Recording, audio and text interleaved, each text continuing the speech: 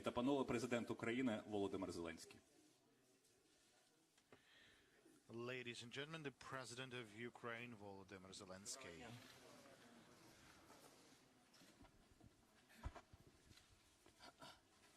Пане президенте, вітаю. Коротке вступне слово. Вступне слово. Сьогодні було дуже багато різних вступних слів. Today I've Дуже had a дякую. lot of introductory words. Думаю, найголовніше сьогодні подякувати вам, шановні представники I'll start медіа, with the word of thanks. журналісти. Thanks to the representatives of media, Ви знаєте, я думаю, to що це дуже важливо, journalists. те, що ви And I зробили think впродовж цього року. that what you've done over this Українці, year is наші very незламні important. журналісти, хочу їм всім подякувати. I'd like to express Велика words of сила, gratitude to потужність, these те, що ви invincible привнесли для journalists. міцності нашої держави. Really, you've done a lot for the Воювали strengths of our Збройні сили, всі nations. оборонці, воювали The armed forces of звичайні Ukraine люди, was всі народ fighting, України, the і whole ви, і people, все the це citizens of Ukraine дійсно was fighting, армія, and you did і всі your ви own представники role. наших So, західних друзів, партнерів. the same goes Я хочу вам to подякувати. the Я, representatives of напевно, our foreign partners. я впевнений, що ви ще не знаєте, що ви зробили для нас в День перемоги. Я думаю, що все це відчуття обов'язково прийде. Низький уклін вам за те, що ви говорите про Україну, за те, що весь світ знає про Україну, не забуває, завдяки чому допомагає бути нам міцними і бути нам незламними. To remain invincible and unbreakable. Місяць So і рік незламності. this Я вам already дійсно a дуже year of дякую. invincibility. So big thanks to you. Хочу подякувати вашим колегам. Big words of gratitude to your На colleagues жаль, that немає are unfortunately no longer with і us вже не буде. Вони загинули в because Україні. they've Є такі died люди, in Ukraine. We have представники people like that, вашої representatives важливої of your професії. very Я important думаю, що, profession. напевно, So I було би guess справедливо дуже вшанувати it would be fair журналістів, to хвилину recognize all мовчання, those people тих, хто є with в нашій a пам'яті. minute of silence to those that we all remember.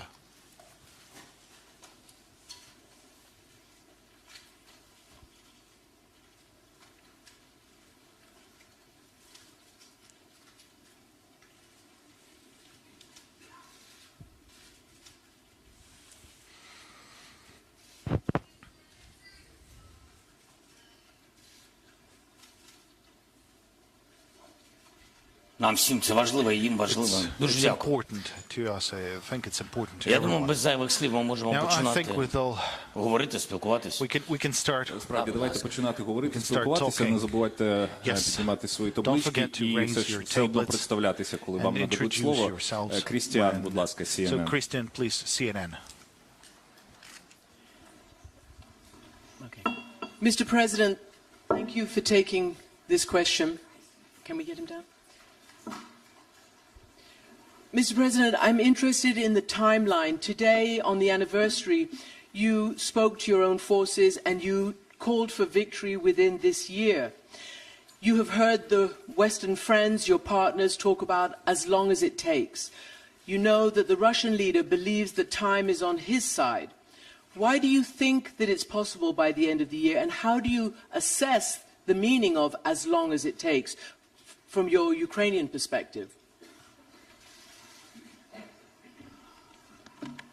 Дуже дякую за запитання. Thank you Ви for знаєте, this question. я дійсно дуже хочу I really want, і вважаю, якщо кожен з And I нас, think партнер, that, ми всередині every нашої single держави, так і partner, будемо залишатись міцним will remain strong. кулаком. Will І якщо remain наші just партнери as a- об'єднані as a заради fist. нашої перемоги, If all бо of our це partners are перемога united for the цінностей, sake of якщо our вони victory, because витримують that's всі a свої victory of слова, values. If all of терміни. them will remain І це не committed просто to the буде words, бла-бла-бла, to я the в це time вірю. frames. Я вважаю, що ми змогли That's бути not gonna be партнерами just потужними, і є talking, докази цьому. We've already Тож, якщо shown всі ми ourselves зробимо as свою strong partners, and there's домашню, evidence to that. So важливу should all of домашню us do роботу, this important homework, дуже широка спина у нашого охоронця. the Так, тож, bodyguard якщо всі ми виконаємо has- своє завдання, неминуче so нас очікує if we'll перемога. fulfill our tasks, Я then we'll впевнений, definitely що have перемога буде. this victory. Я не I'm думаю, confident that we'll так я have this дуже хочу, victory. щоб цього року У нас для цього є все. Мотивація, I hope this will happen певність, this year. друзі, We have дипломатія. everything to have Ви, it this year. ми We have об'єднали friends, всі we have сили, об'єднали проти diplomacy, we цієї have you, we have навали. combined everything Я думаю, що ні жодна against країна в this світі wave не of може invaders. I think витримати not a single самостійно country проти in the такої world агресивної війни. withstand Напевно, on Сполучені its Штати own могли би, але, something на щастя, against у них this немає war. кордонів з Російською Федерацією. I think only the Але United тим States не would be менш, capable to do це that, but кілька fortunately they держав в don't have світі, labels і like Україна that. There's just a протистоїть не couple of сама. countries Не like that in the сама. Нам world. And допомагають Ukraine друзі is facing за спільні цінності, this щоб war далі ця not війна не alone. We пішла, have щоб далі ця friends. агресія We не make sure пішла. this aggression, this На war ось і would все. Ми not точно continue розуміємо, чого хоче anywhere Путін, else. чого хоче We clearly Кремль, чого understand what хоче the Putin wants, what Kremlin wants. військово-політичне керівництво Російської We Федерації. understand what the military Тож, political leadership дуже wants. важливо, щоб кожен з So нас it's important for сфокусувався everyone to і просто кожен на своєму місці focus, працював. to stay working in І their все. own places. І тоді And буде that's it. перемога, And then we'll have бо victory. на нашій стороні правда. Because the І truth, діти, the righteous is яких on ми our любимо, side. і And the дуже children жалко, that we коли ми їх love. втрачаємо на фронті. And Нам it's so так. horrible when we А are вони losing them кидають всіх in the battlefield, around the battlefield. і не рахують смерті. Це їх вибір.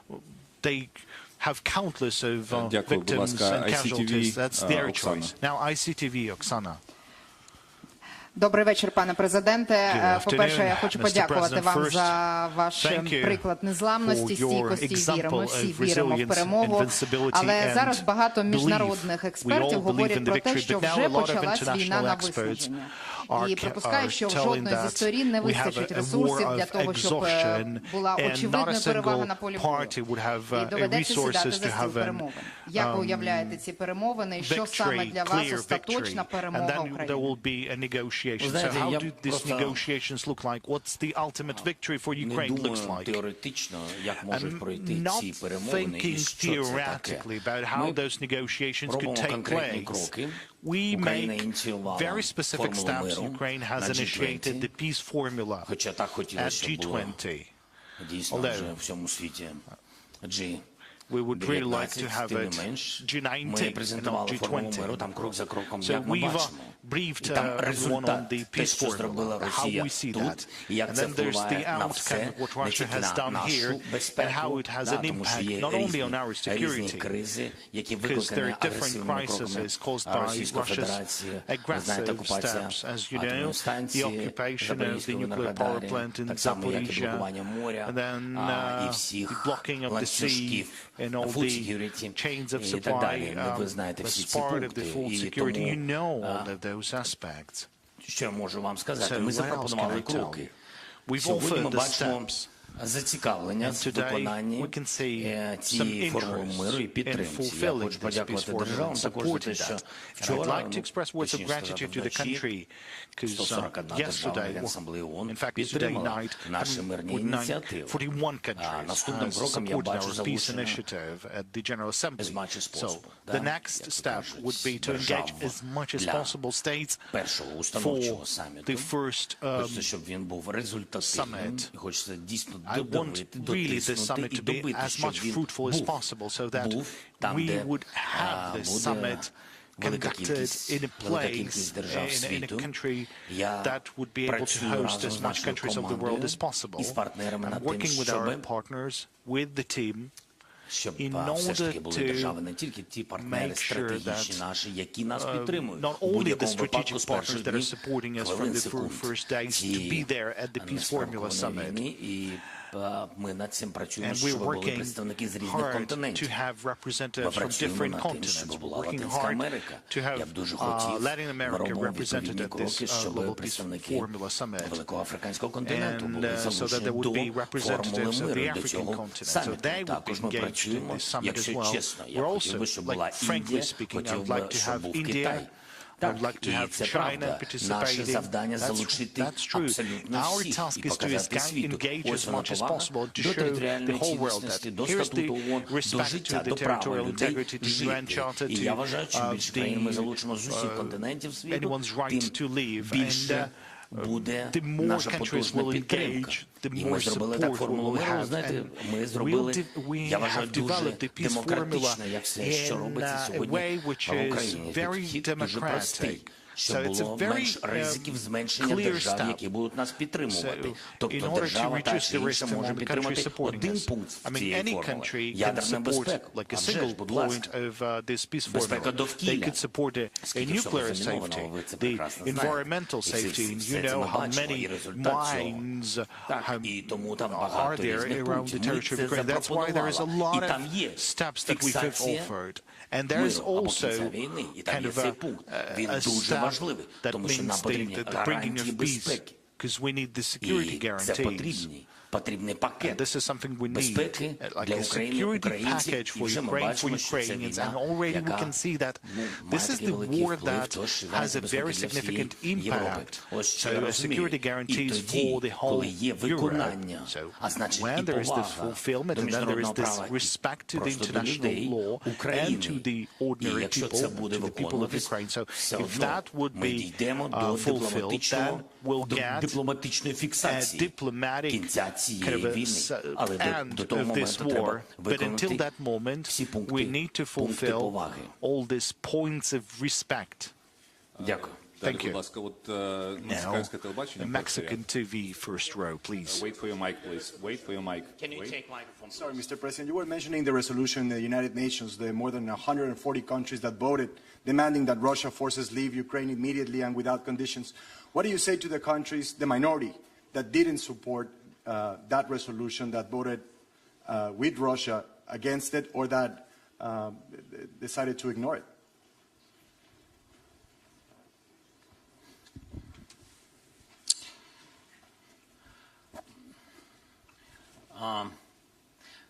Ви знаєте, напевно, щоб зрозуміти, що таке війна, наслідки війни і втрати. The consequences and the losses as the result of the war, because you're not only losing the territory, but you're losing people, leaving people. Напевне, якщо ти не воюєш і нікого не втрачав, напевно, дуже складно до кінця зрозуміти, що відбувається, і які це біль для кожного і кожної. Тут складно, знаєте, донести цю інформацію, і завдяки цьому ми з вами працюємо щоденно, для того, щоб не через війну розуміти наслідки війни. Розумієте, бо це боляче, і це слабка позиція. Знаєте, бути десь там на відстані і казати, ну, ми не впевнені, що таким чином, а яким чином? І вже треба обов'язково війна і втрати, війна і катування, війна і гвалтування. Невже це повинно прийти в кожну домівку світу, щоб люди вже оцінили наслідки цієї кривавої війни і думки? Не такі розумні, а трішки хворі. Керівництво Російської Федерації. Невже це потрібно? Тому і є дипломатія, і журналістика для того, щоб це донести. І дуже складно. Складно доносити тим, хто проти. Ми над цим працюємо, але є ще скрин, що проти. Але дивіться, ми це робимо. 141 країна за. We are working. There's 141 countries who voted in favor of that. There is this support to territorial integrity and sovereignty. So there's the answer. How these countries are, what sort of attitude do they have? So there's an answer in this support. Yes, they have to withdraw from your sovereign territory. Now, how do we work with other countries? We do work. And I believe that Ukraine really needs to make steps forward like towards the African countries. I think we worked not at a sufficient level. We didn't pay sufficient attention to the African countries. That is why we have a special program initiated by Ukraine. We are increasing the number of embassies in the region, and then look at the Grain from Ukraine initiative and other initiatives on food security. So this is what you need to do. A daily investment in peace. I think we wasted that time for many years since the beginning of our independence, and that is why currently we are fighting for our independence. And that's not a coincidence. We didn't have a strong fist of partners before the war, and that's right. But now we have it. But we're still lacking a number of individuals at this fist of common support.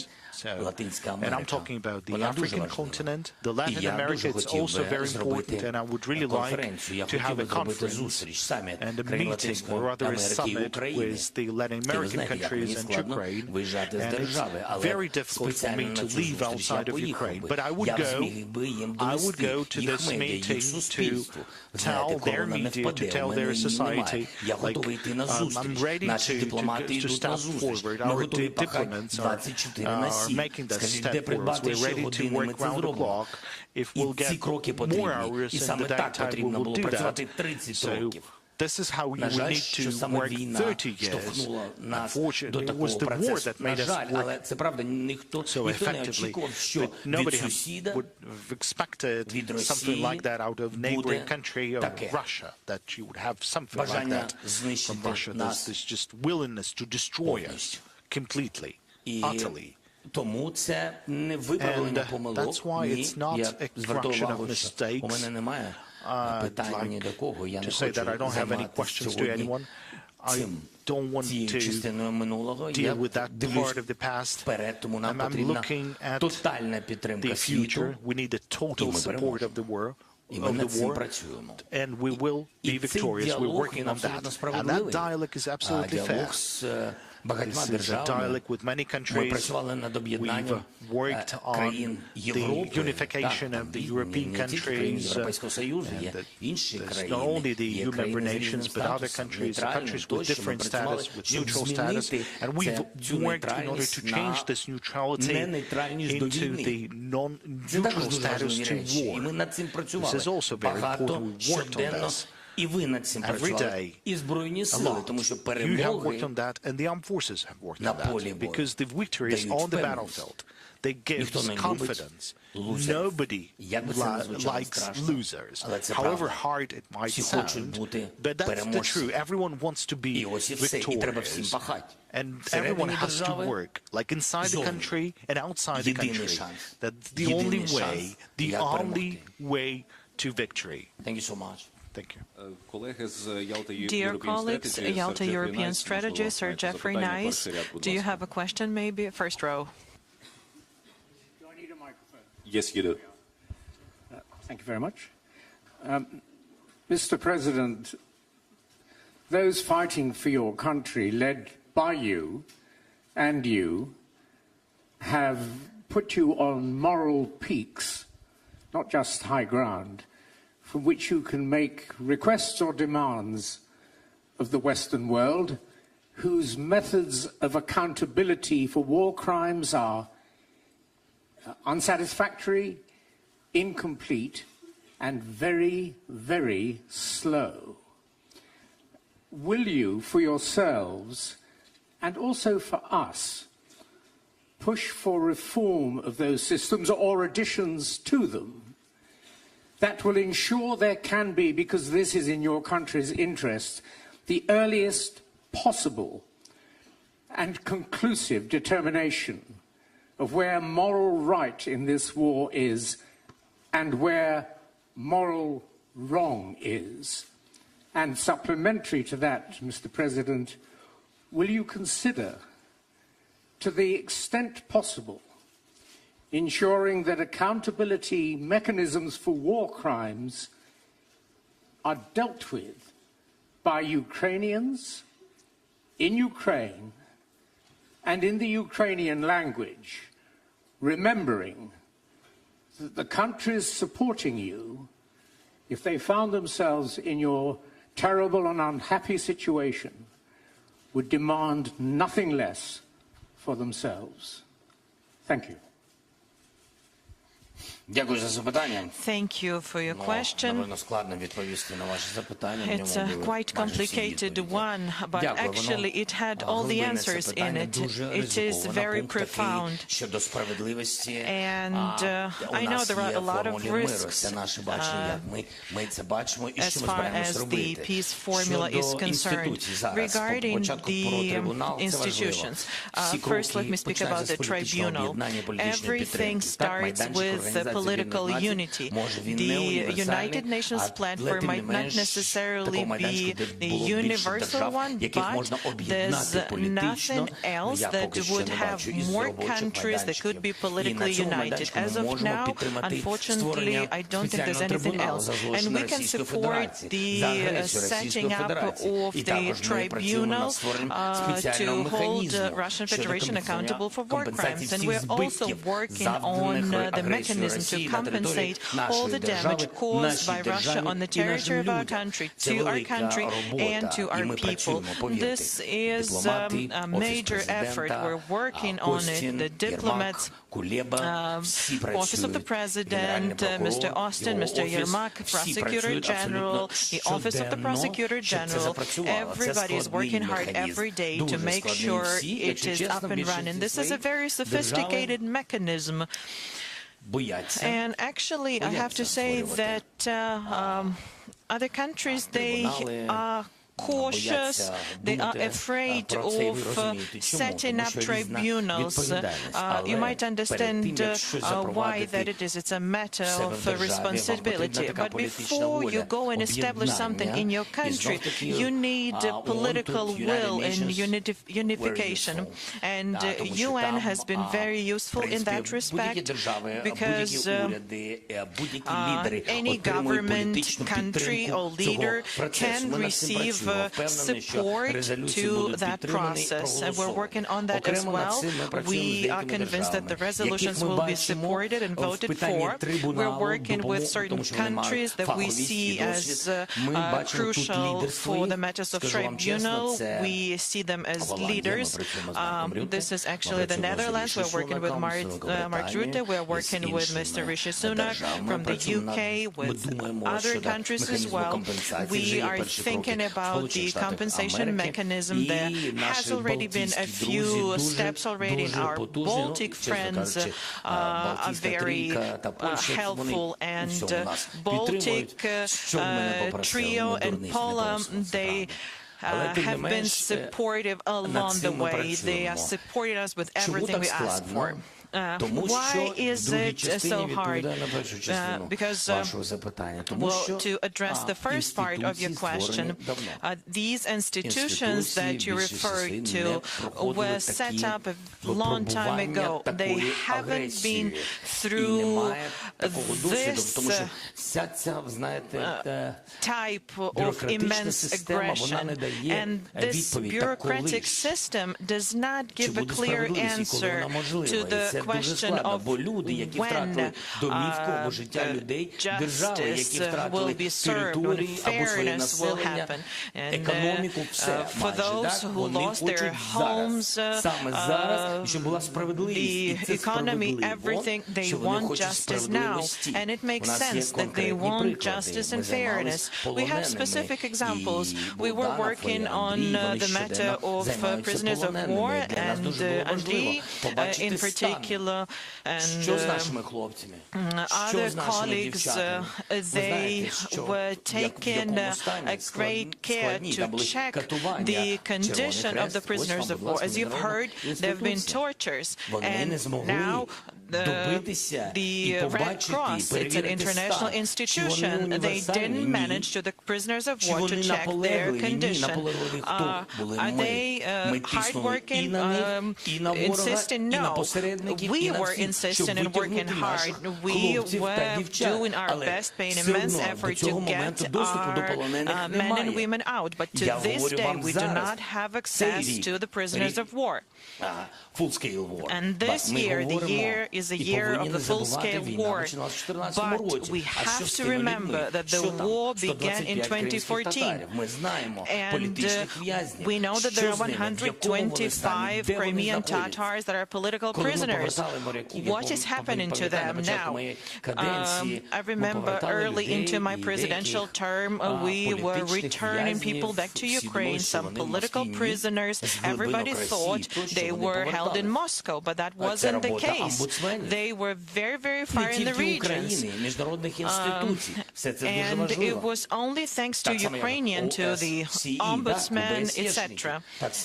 And we worked with the OSCE way back when there were attempts at the Normandy format, the OSCE had to verify a lot of matters related to the security issues. It was very, very hard. There was a matter of authority of power.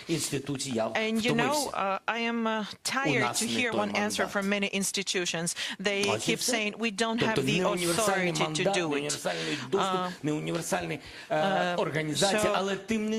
No universal mandate, etc., etc., but nonetheless, the UN, headed by Antonio Guterres, well, in us, we became more proactive. Guterres came to Ukraine, and we helped organize the corridor to transport grain with help of Turkey. So, being persistent and being committed to change institutions is what helps. Actually, this war helps highlight weaknesses in Ukrainian institutions, in the EU, on the continent in general, and international institutions as well. And how do we change them? A different security infrastructure will emerge after the victory in the war. Somebody from Ukrainian media, LBUA.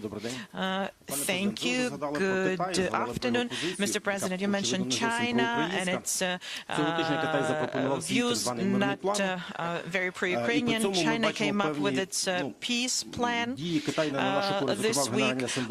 However, we're seeing some actions by China, not very pro-Ukrainian, and we also heard some allegations that China might be supporting weapons to Russia. So what do you think about China's position? Well, I don't think that was China's peace plan. It was not a declaration or resolution. I think that China spoke its mind about the matter.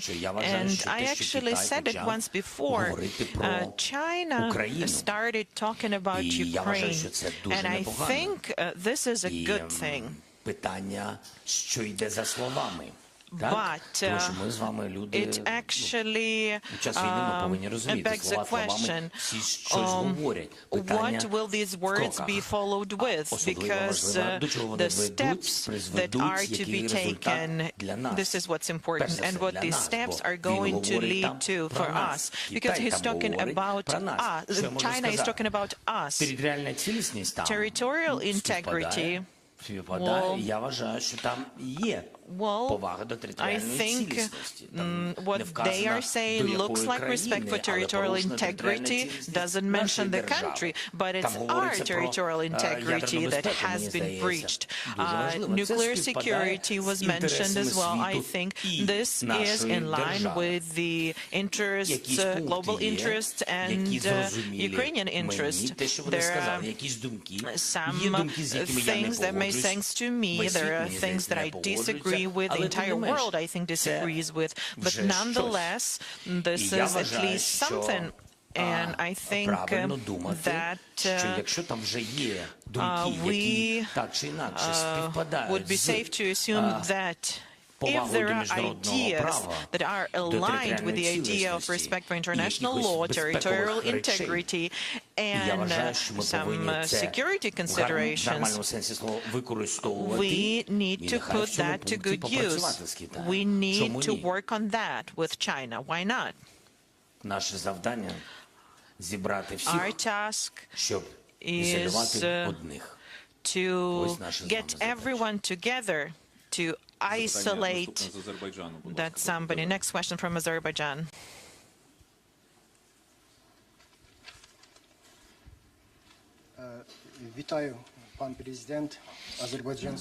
Good evening, dear Mr. President. I'm a journalist from Azerbaijan. What is the support to Ukraine from the post-Soviet countries, from Azerbaijan in particular? What specific steps do you anticipate, and what specific steps are you planning to take in internal and external policy? Mr. President, my son asked to take a selfie with you. Would that be okay? We'll start with what your son has asked, and then we'll discuss the question that you posed. Dear colleagues, but this is a bad example. Please don't be doing that. So your question was about my assessment of Azerbaijan's support. Well, actually, the answer is in the question. If an Azerbaijani journalist is asking a question in Ukrainian, that means he has made a choice between Russia and Ukraine. Thank you for your support. Thank you. Regarding President Aliyev, we are in touch with him. We communicate with him. We're grateful for his support that he's extended to Ukraine, and he respects our sovereignty. I think that's priority number one. He has respect for the territorial integrity of Ukraine. He thinks that Crimea is Ukraine. Thank you. Let's talk to this part of the room. NPR, National Public Radio.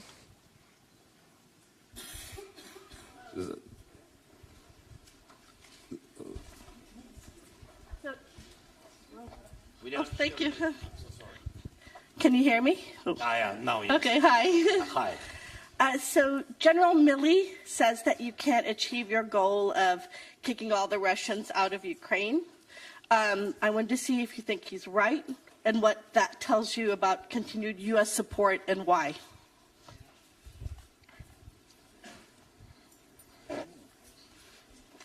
Дуже дякую. Thank you for this question.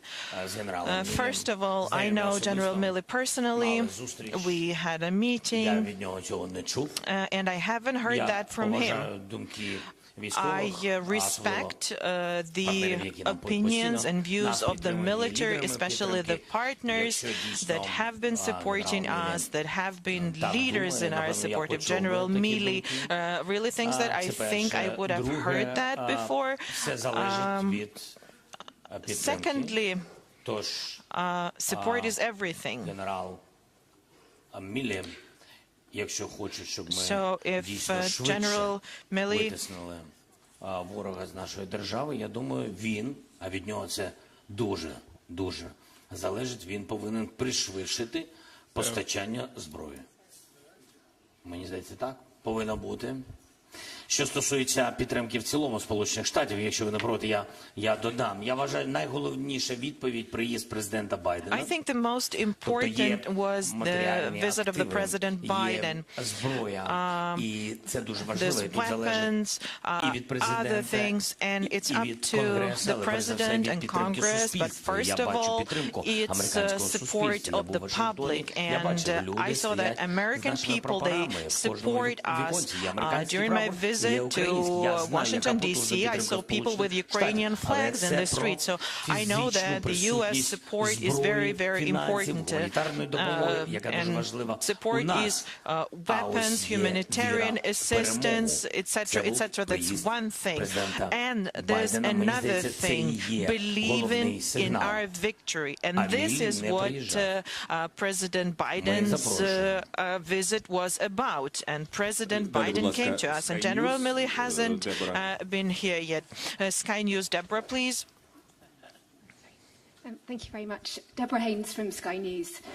Do you believe that Ukraine can achieve victory on the battlefield? Or do you believe that ultimately you're going to have to negotiate, maybe even compromise, maybe even talk to Vladimir Putin?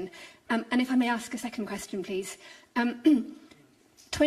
Around 20 of NATO's member states have increased their defence spending or made pledges to increase their defence spending following the full-scale invasion of Ukraine last year. Would you like to see all 30 member states increase their defence spending, given the need to continue to support Ukraine? And that does include the UK, which has yet to do that. Thank you.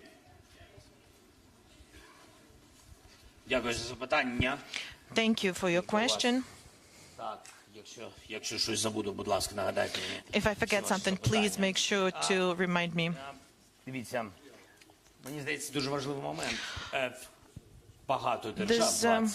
This important thing, 20 countries is a lot, but there are so many countries around the world who started to increase their defense budget. So this is a complicated matter and requires a complicated answer. There was a previous question, how do you reform institutional security globally? And you are talking about increase in defense budgets. That's the answer. The war in Ukraine gave rise to the resetting. Everybody understood that the systems are not perfect, that we need something more powerful. And I'm not talking about ammunition. There's a lot spent on cybersecurity, information independence, etc., etc. UAVs, IT, cutting-edge technologies. Everybody's clear that there's no cookie-cutter approach. Probably other expenses are increased as well, but bottom line is that what we're seeing now is the security system being reformed. And I think this is the right step to take. And everybody saw what we could expect from the Russian Federation. And this brings us to the idea of compromise and negotiations.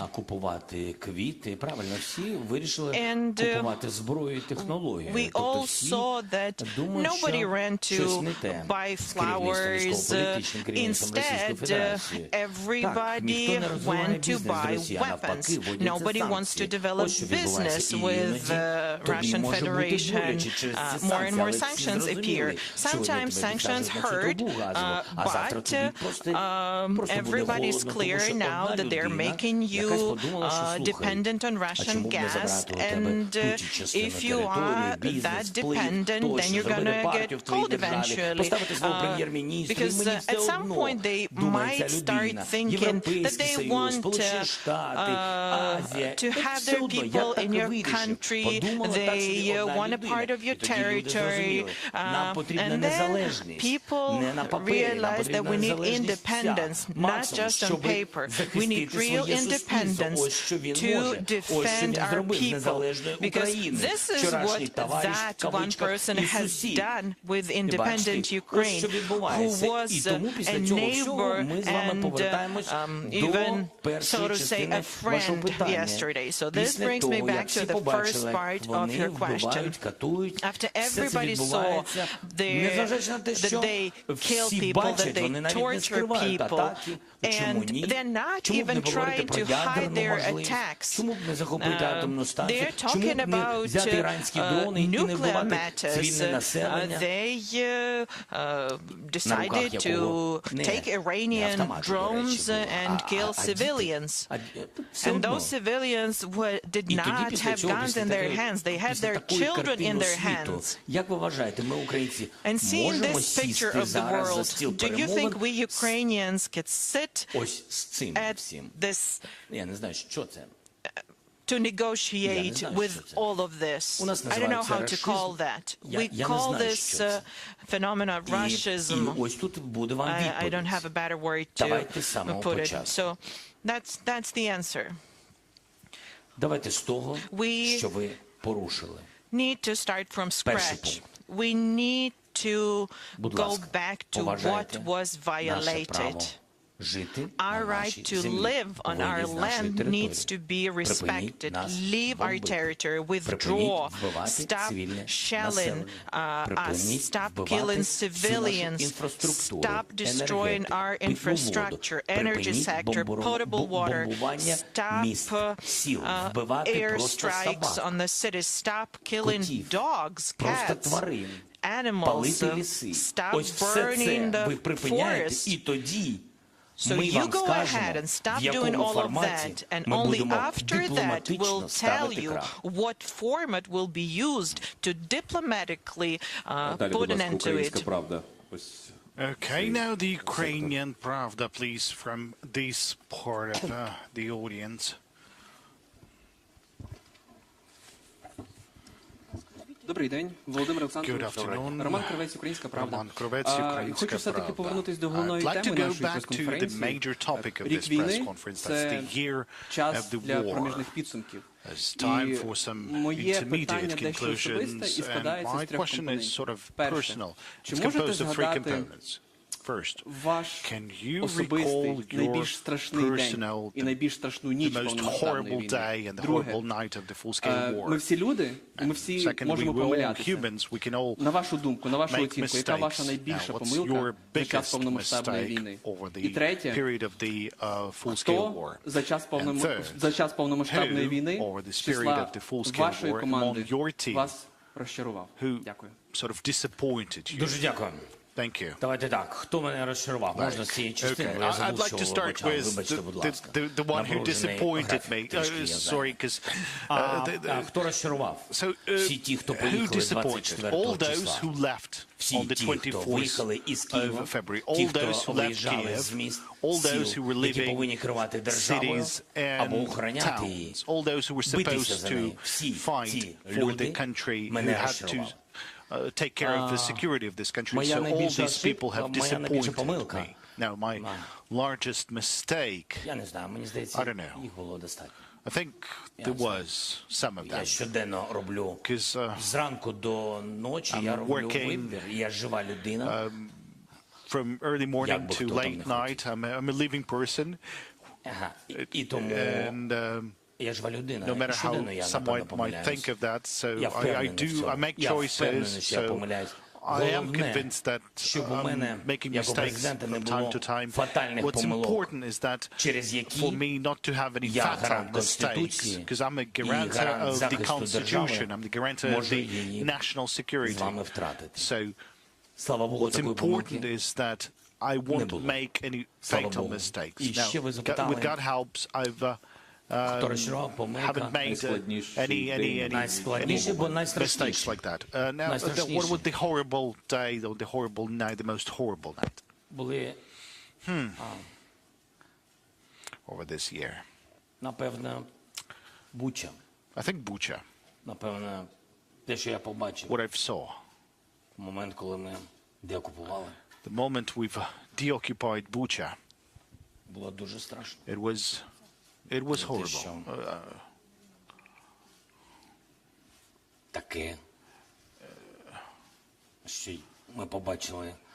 What we've seen, you know, the devil is not somewhere in the bottom, but he's among us.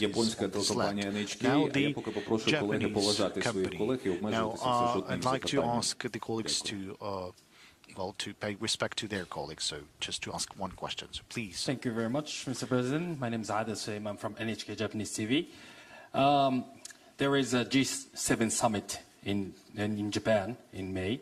Are you considering joining the G7? Because the Japanese only prime minister from G7 countries didn't visit Kyiv yet. So what's the role of the Japan in G summit to accelerate the support to Ukraine? Thank you. За годину. Дякую за запитання. Значить, що важливо? Thank you for your question. Ми маємо повну підтримку великої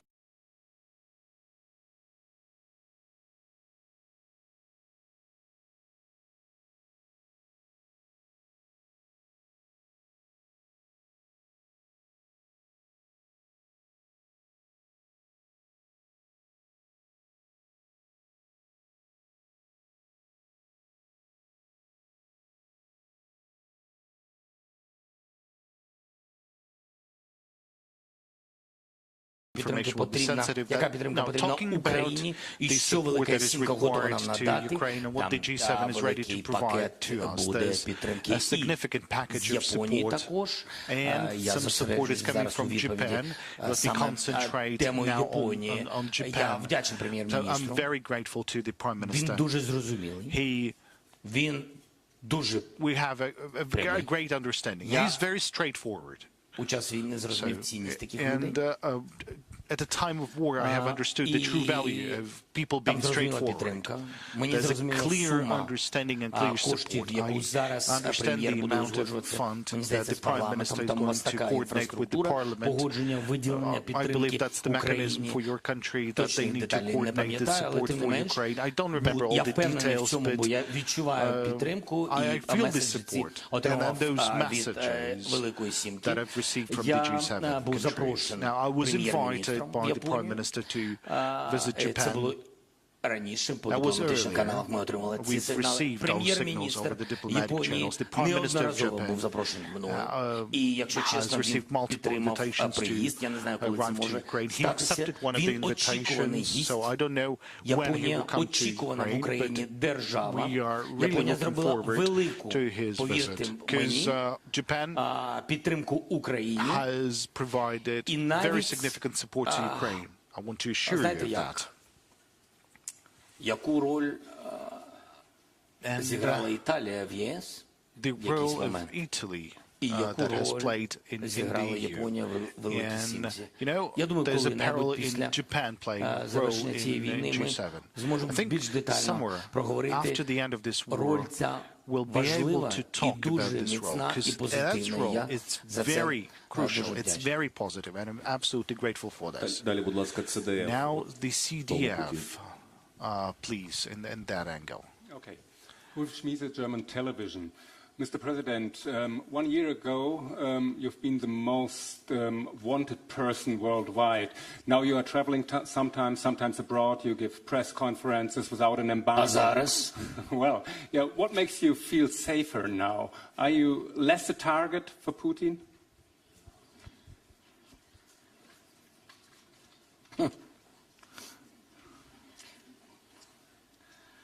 Мені здавалось завжди, що щодо думок Путіна німці більш інформовані, ніж я. Germans have more information about Putin's thoughts than I am. But anyways, such questions, sorry. So anyway, що роблю я? So what am I doing? Моє завдання як президента, My task as the president, as the leader of our country, ні в коєму разі не зробити припущення навіть even an assumption of support to Ukraine being weaker.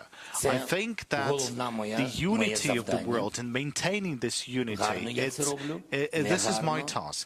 Whether I'm doing that right or wrong, I'm not alone in doing that, but still, there's moments, like in the beginning was a difficult moment, but we've demonstrated that we could have achievements, and I had rough dialogues with many, both official and unofficial, and it was a kind of a moment like that, and then по-іншому всі побачили, що не просто так, що ми дійсно міцніші, has seen that we are strong, and it's not just a matter of we are stockpiling weapons, for example, somewhere. No. We need that to survive. We are not fighting. We are struggling for our life. And then there was a different stage, and then it was difficult, and it was fatigue. Well, the beginning of the fatigue, and it's absolutely люди є свої внутрішні питання, виклики, проблеми, ціни, інфляційні хвилі, багато всього, енергетика, те, що Росія робила, криза через food security, через блокування моря, тощо багато різних криз. doing many other things, causing many crises, and there are ordinary people. There's, some of your thoughts, but then deep in your heart there's the support in Ukraine, to Ukraine. So on the one hand there's the support to Ukraine, but on the other hand there's your own family. But it's important that everyone to know that this is not our war. We are fighting for all of you. And it's not this war that caused the crisis. It's the Russia that is intentionally causing this crisis in order to weaken your support and to blame Ukraine for this crisis. So my task is doing everything possible so that the world support would not be weaker. But I would like to underline that I wasn't alone in doing so. I was working together with the team, with the office of the President, with the Ministry of Foreign Affairs, with the Cabinet of Ministers, with everyone, with the Parliament, with everyone. Everyone who wanted to do that. And that is a very important aspect. And then there's this moment when you need to show gratitude to the world for not being alone, and for even being gratitude to those countries who at first thought of not supporting you, but then supported you. So now the moment has come to show your own words of gratitude, because now these countries have their own challenges. So I wanted to come and to support those people. It's absolutely fair, because they done a lot. I don't know how many people were saved by many countries. I mean, Germany has done a lot of contributions, and in the EU, because they've contributed money to the weapons, to the tanks, whether someone might want it or not, or like it or not. That's a fact. So I wanted to do that. I wanted to go and to start a new page for all of us, for our capabilities, air defense, aircrafts, tanks, long-range weapons. That's my task that I need to discuss one-on-one with the leaders. Now, 1FM, please, at the central row, central aisle. Yeah. Good morning, good evening, Mr. President. Thank you for receiving us today. Emmanuel Macron, I'm a journalist from the French news channel BFM TV. Our President, Emmanuel Macron, said a few days ago that he wanted the defeat of Moscow, but without crushing Russia. Do you think it is compatible with a full victory of Ukraine? What do you think about this position? And if I may add a second question, you talked about the worst day of the war for you. What, on the contrary, what's been the victory you've been the most proud of, the most happy about since the beginning of the war? Thank you very much.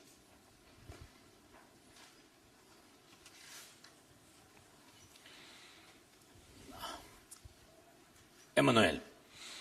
Now, about Emmanuel. Багато держав дійсно почали говорити про те, а що буде після поразки. Я вважаю, що інформаційно це на користь України. Що буде після поразки Москви, про те, що ви сказали. І це важливо, що віра держав, віра лідерів, а значить суспільств, бо вони завжди спираються sort of get together в суспільстві, в своїй державі. Тобто це нам сигнал з вами, що більшість держав, принаймні Європи, так, вони вірять в перемогу України. Значить, поразку Москви. Такий роблять висновок. І питання головне в тому, що ви сказали, а що буде тоді з Росією? Ви це маєте на увазі? Чесно, мені все одно. Чесно, я вважаю, що у них є своя держава, і вони повинні думати про свою державу. І якщо вони думали про свою державу, не було б війни. Якщо вони думали про свою свободу слова, демократію, економічні реформи, про своїх людей, щоб вони не були жебраками, щоб у них не було рабства, і тощо вони були б багатою державою, бо вони природня багата держава. from the standpoint of natural resources, they're a wealthy state, but that takes time. You need to think about that. And we're currently working, we're currently thinking. So we're thinking about the development, and we'll have no time thinking about the aggression whatsoever. Well, how to cope with COVID. Remember, that was a big challenge to everyone in the world, when all the countries, the adequate countries in the world, they were then thinking what to do to their society now. Someone else is thinking now, how about I do something against someone? So it's all about their question, their future, their destiny. Now, I don't think of this. Я не хочу сказати, помиляються деякі лідери. Ні, у кожного своя думка. I don't want to say that some leaders are mistaken about something. Everyone has their own point to raise. But I think that the elite, який абсолютно справедливо санкційований зараз, заблоковані рахунки або яхти, великий бізнес олігархічний або великий бізнес Російської Федерації, тобто їх бізнеси за кордоном, їх real estate, нерухомість, тощо все це не до вподоби цим людям, які дуже багаті. І їх діти навчалися і там за кордоном, і це їх право. Але тепер всього цього у них немає цього комфорту. Що у них є? У них є те, що залишається в Росії. Ви вважаєте, що вони дозволять, щоб було не одна Росія, а що було їх 20, 30, 40. Ви вважаєте, що вони будуть ділитися своїм бізнесом? Ви вважаєте, коли все заблоковано, ще раз підкреслюю, абсолютно справедливо за кордоном, що вони не будуть думати, що їм робити всередині, як зберегти ці капітали. Ми дуже багато думаємо про когось, чесно. Наші голови забиті іншою інформацією зайвою, а вони самі розберуться. And I think they would be able to cope with that on their own. More pressure, more sanctions, more isolation against Russia.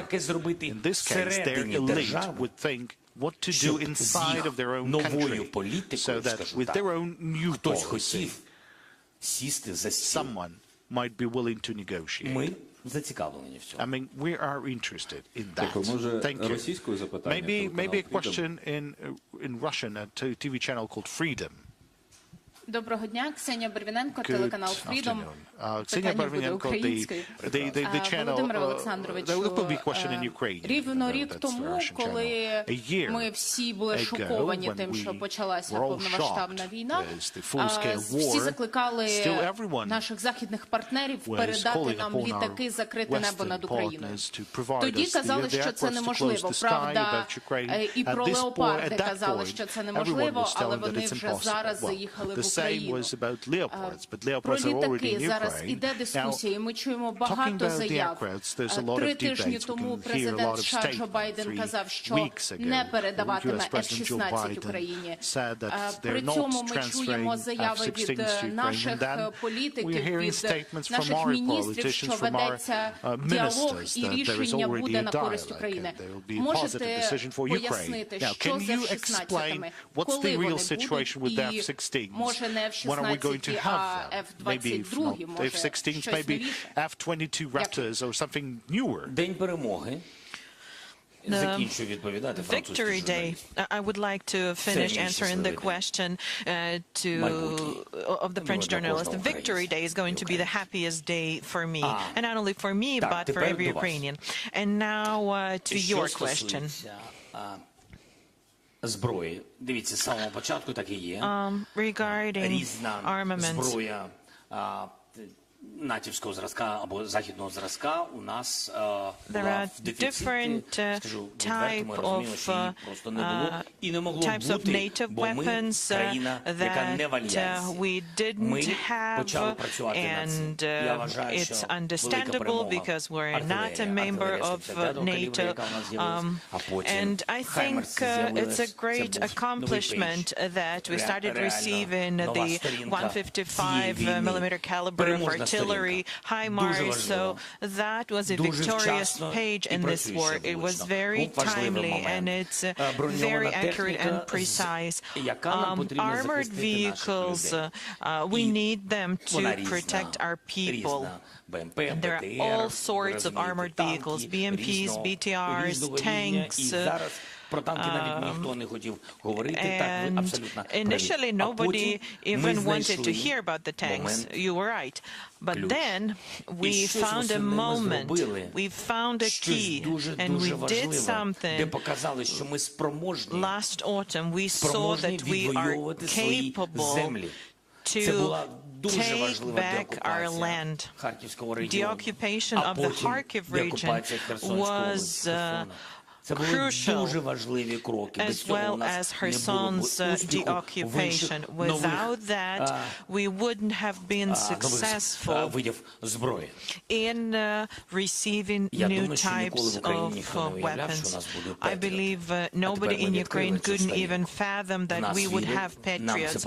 But now we are receiving help. People believe in us. There's a tank coalition. This is a lengthy, hefty process. This is the only weakness, because time means more people that we lose. And it's horrible to be losing our defenders. So that is why expediting deliveries of weapons, expediting delivery of not only air defense, but counter UAVs, technologies, sea drones, etc., and also aircraft. And our partners, they know that we want to use that to protect our sky, to protect our people and our infrastructure. And that is why we started working on it. I had a meeting with the Prime Minister of the United Kingdom, and actually this meeting is an answer to the question whether Ukraine stands the chance of receiving high-level aircrafts. The training with the UK is starting. I had a meeting with Polish Prime Minister Mr. Morawiecki today. We are looking into training opportunities. We are negotiating. And there are 3 more European countries that we can receive training and aircraft from. It is also a matter of time because it requires training, but this is what we're looking forward to, comprehensive protection of our sky. Financial Times in the center. In the center, please. Yeah, Gillian Ted, Financial Times. A very quick question. You talked about the Chinese peace proposal and welcomed some element of it, but it did not mention at all the withdrawal of Russian troops from Ukraine. Given the views of the parliamentarians, does that mean the Chinese peace proposal is dead in the water?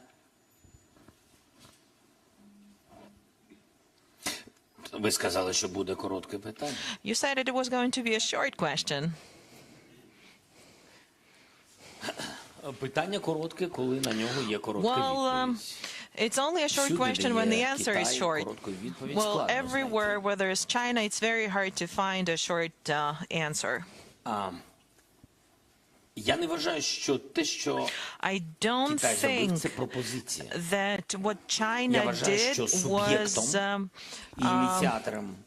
an offer in and of itself.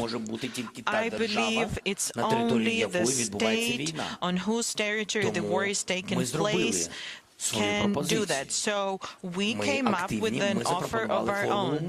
We came up with a peace formula. Well, I think it was an important signal that China looks like is going to participate in it. That seemed as their views. As of now, I'm seeing this as a signal only. I don't know what comes next. It depends on the further steps taken. I want to believe that China is going to side with the idea of fair peace and fairness, which is our side. I really want to believe that China is not going to supply weapons to Russia. This is very important. This is priority number one for me, and I'm doing my best to prevent that from happening. It is very important for us. Because, you know, it's better the way things are for China now than in Russia's embrace. Because, you know, there's this risk of the Third World War. And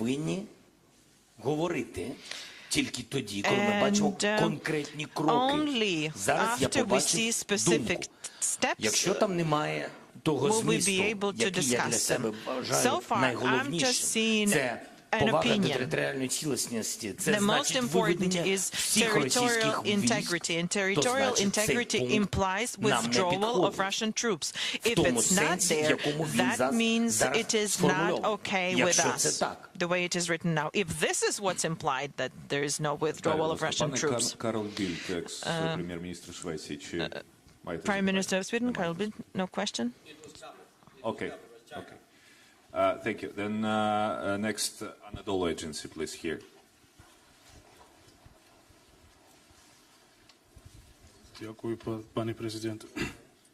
Thank you, Mr. President. Can I ask a question in Russian? If Turkish President Erdogan prepared for negotiations in Istanbul, and if Russian President were to wait for you there, would you accept that? Are you from the Turkish television, Turkish news agency in Turkey? I just had a conversation with President Erdogan before our press conference. We had a nice conversation. I expressed my condolences. You know that this is a tragedy for us as well. And the President reached out to me, and we sent Ukrainian specialists to help with this earthquake situation. We sent cargo planes. This hurts us too. As a country in war, we perceive this pain as our own. I'm very grateful to President Erdogan for his assistance, with the grain trade matter, with Azov regiment. We managed to return some of the men that could have been executed. It wasn't all of them, but still, President Erdogan has done some things that are very, very useful to Ukraine. And he knows what I think about what you asked about in your question. He knows about my views. I reached out to him and we discussed it even before the war. And I told him, as well as I told that to many other people, I said to him, make sure Putin agrees to sit at the negotiation table. We cannot have a full-scale war happen. And he couldn't do it. But now he thinks he can. But we no longer are able to go for that. It's a different person. Putin, there's nobody to talk to. Ukrainski Noviny News Agency. Good evening, Mr. President. If I may, I'd like to ask a question about internal matters. Internal processes. As we remember, in 2021, the National Defense and Security Council imposed sanctions against 100 Ukrainians, the so-called blacklist, the U.S. blacklist. Those were the people that were sanctioned there. And there were a lot of well-known businessmen, high-ranking officials in that list.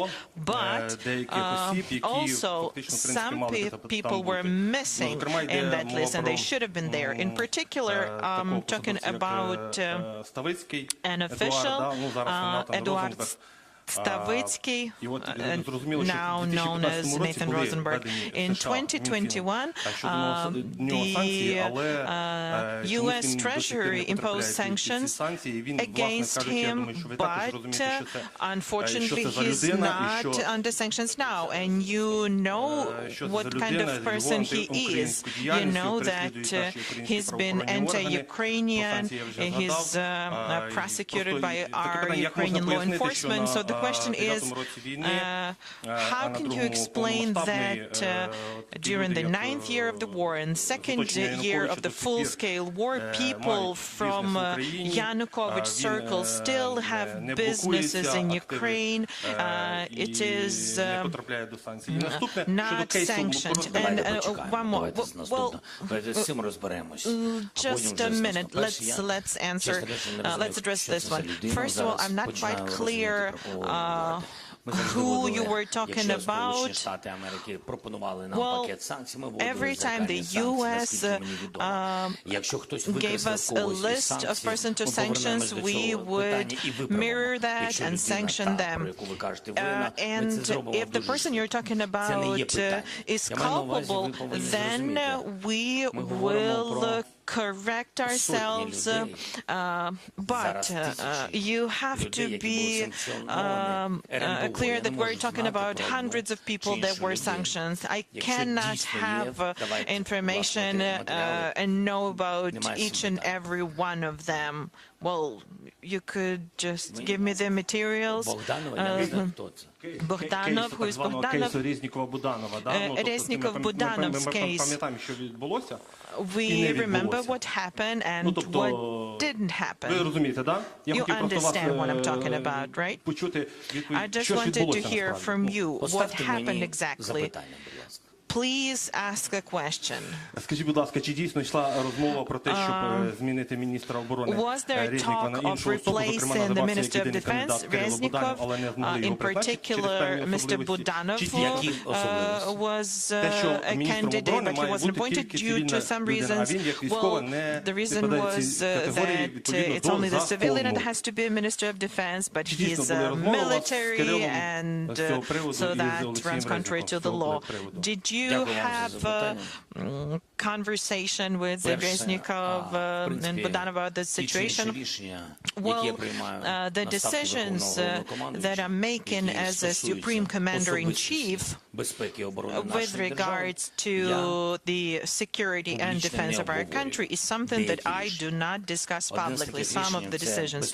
One of those decisions is security situations in some areas of the country and some institutions. I had some ideas. I'm not talking about the ministry specifically, but rather about the infrastructure that is supposed to be providing security. So I was thinking about making them stronger with different approaches. And this was with regards to the border regions of Ukraine and temporarily occupied close to the line of contact, bordering the occupied territories. And this is the context in which I was discussing this matter. Had I wanted to appoint our main intelligence official as a defense minister, we would have done it in line with the Ukrainian legislation, of course. IEC-24, Israel.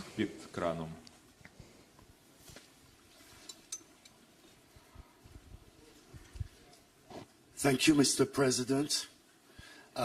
Regarding Iran, you reportedly said last week to our Israeli foreign minister that Ukraine and Israel share a common enemy inside Iran, in the Iranian regime. Now, how does Israel help Ukraine in curbing the Iranian military aid to Russia, maybe with intelligence, maybe with know-how, and also, you know, these alleged Israeli strikes on Iranian military infrastructures, do they actually help Ukraine?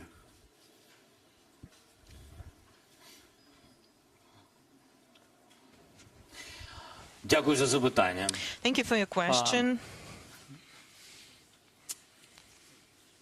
Довгий час впродовж цієї війни я For a long хотів time підтримку during з this боку war, Ізраїлю. I was really looking forward to Israeli support, not only from the public, but also from their political leadership, from various institutions. It was important. Historically, Ukraine has had amazing relations with Israel, and there were various conversations at different levels with different officials, public and non-public meetings in different formats and in different places, and it was hard to change their position because Israel has quite an uneasy situation with relations with Russia, Syria, etc. But I really want them to be not a mediator, but I really want them to choose a side, Ukrainian side, because I cannot imagine Israel supporting war. Israel is a country that for dozens of years has had war, so I couldn't even fathom that. And I'd like to address what you asked about. I know I have all the answers to the question, but unfortunately I will not be able to share them here. I cannot jeopardize the improvement of Ukraine and Israel relations that has begun. SBS Australia and then SBT Brazil after them. G'day, Mr. President. Most of your allies have reopened their embassies here in Kyiv. Australia has not, citing security concerns. Would you like to see Australia's ambassador return to Ukraine? And if he does not, will it affect relations between Australia and Ukraine?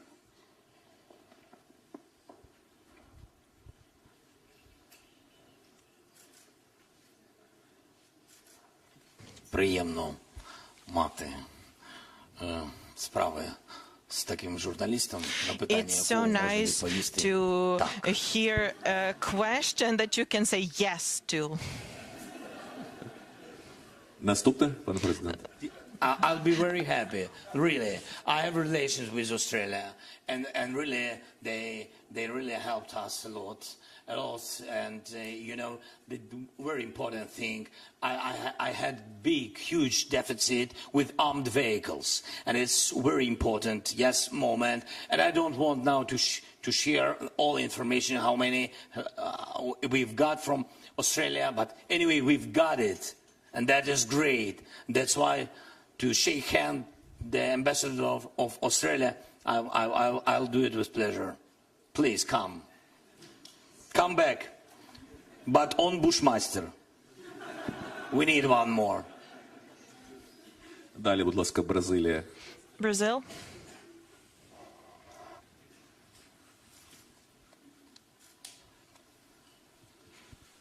Mr. President, President Lula is trying to gather countries outside Europe and North America to facilitate, to bring both sides to the negotiation table. Have you talked to him about this proposal? And you know that Brazil is supporting Ukraine in the UN, but has a different approach on sanctions, delivery of weapons and ammunition. What do you expect from Brazil, from another American countries, and when are you going to talk to President Lula? Дякую. Дуже дякую. Thank you.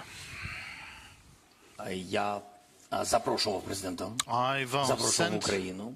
Him invitations to Ukraine. I'm really looking forward to have a meeting with him. I would really like him to assist me and support me with a platform for conversations with Latin America. I'm really interested in it. I really appreciate some of the steps of Brazil, really, of supporting us, our territorial integrity and sovereignty. That is for us so important, especially now.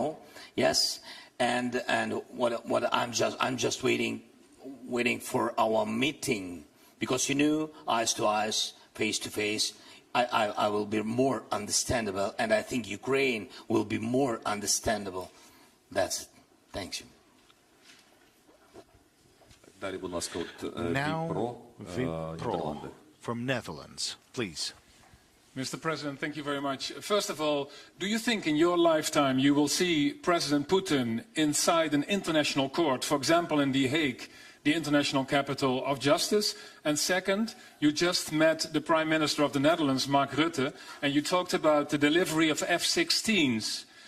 Is it correct, it's what we heard, that Ukrainian pilots will be trained to fly on the F-16s, for example, by the Netherlands? Well, it appears that both the first and the second question, it all depends on Mark Rutte. I mean, the situation in Hague and the possibility of providing us with aircraft. So I believe that it's important for Ukraine that we have a very good personal relations with Mark. We have a very good relationship with Mark Rutte. So it's good for Ukraine. Thank you. Okay, we can proceed. Looking at what you've said in the very beginning, yes, it's important to to settle this matter with the accountability, with justice till the very end. I mean, having killed so many people, many civilians, so you can't just have the situation at a stop, as we can see from different political proposals, like searching for a way out. Look, there's so many people being killed, but then here is this leader of Russia, leader of a great country, and they have to take responsibility. It's not a child. It's not a child who broke something and you can simply forgive that. And I think that then there is the different age when you need to be responsible for the crimes committed, to stand trial. Because, there is a room for jokes, and that's something we would like to watch with popcorn, but that's only if that would be funny. But that's a tragedy. There's so many people, civilians killed, and that is why you would need to take responsibility for what was done, and I sincerely hope there will be this responsibility.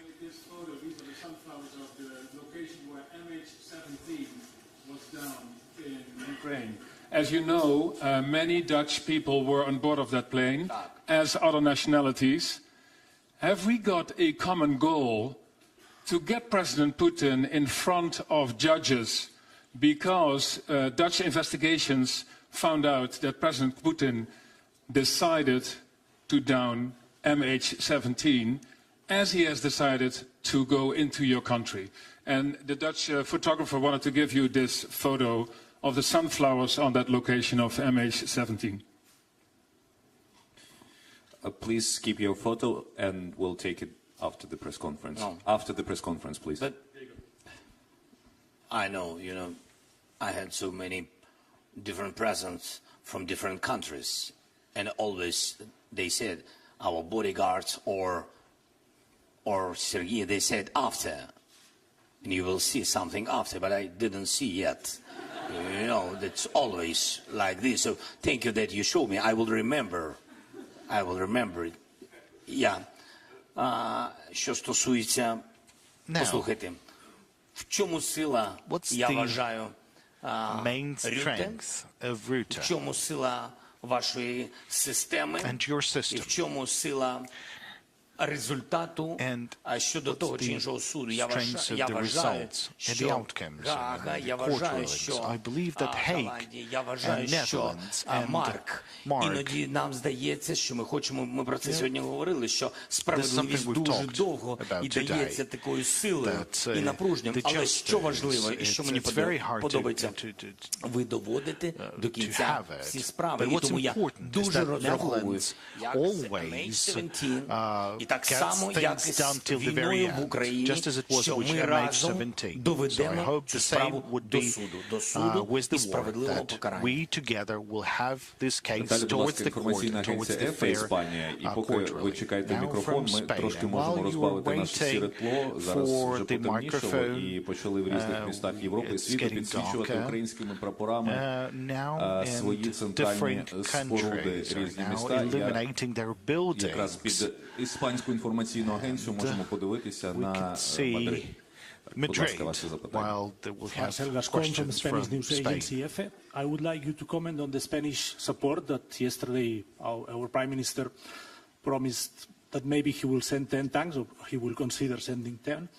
And which role can Spain play in your goal to get closer to Latin America? Thank you.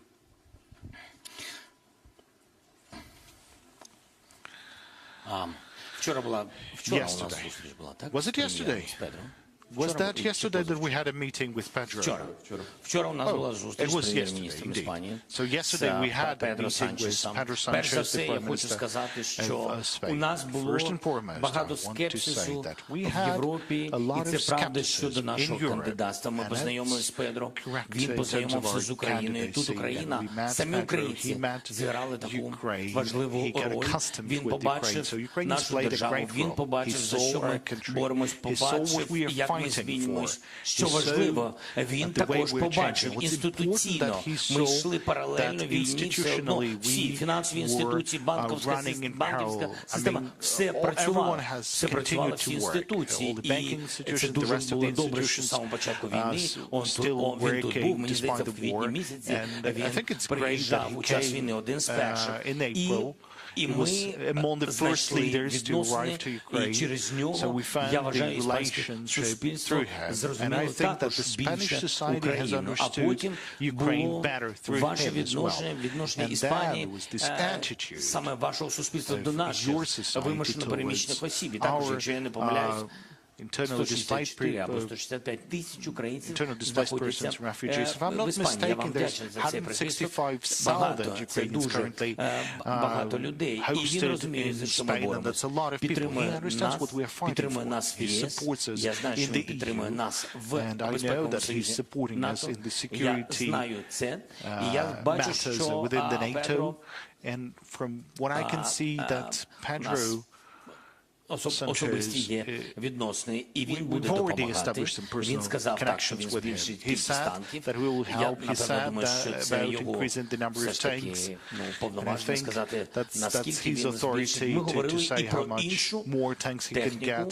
Ми вдячні за те, що у нас до цього були з ним домовленості щодо посилення нашої системи протиповітряної оборони. Ми говорили про Хокки, до нас вони їхали, і ще деякі амуніція, яка може посилити нашу армію, також ми очікуємо від президента.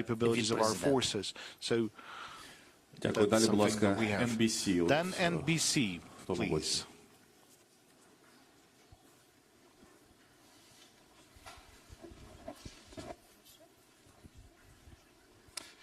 Thank you, President Zelensky. Last week, the president of Poland had said that if this war is still going on 1 year from today, there is a real danger that an empowered Russia will invade another state. Given how effectively you have held back a Russian advance with NATO's help here in Ukraine, is it even conceivable that Russia could invade another state, particularly a NATO state?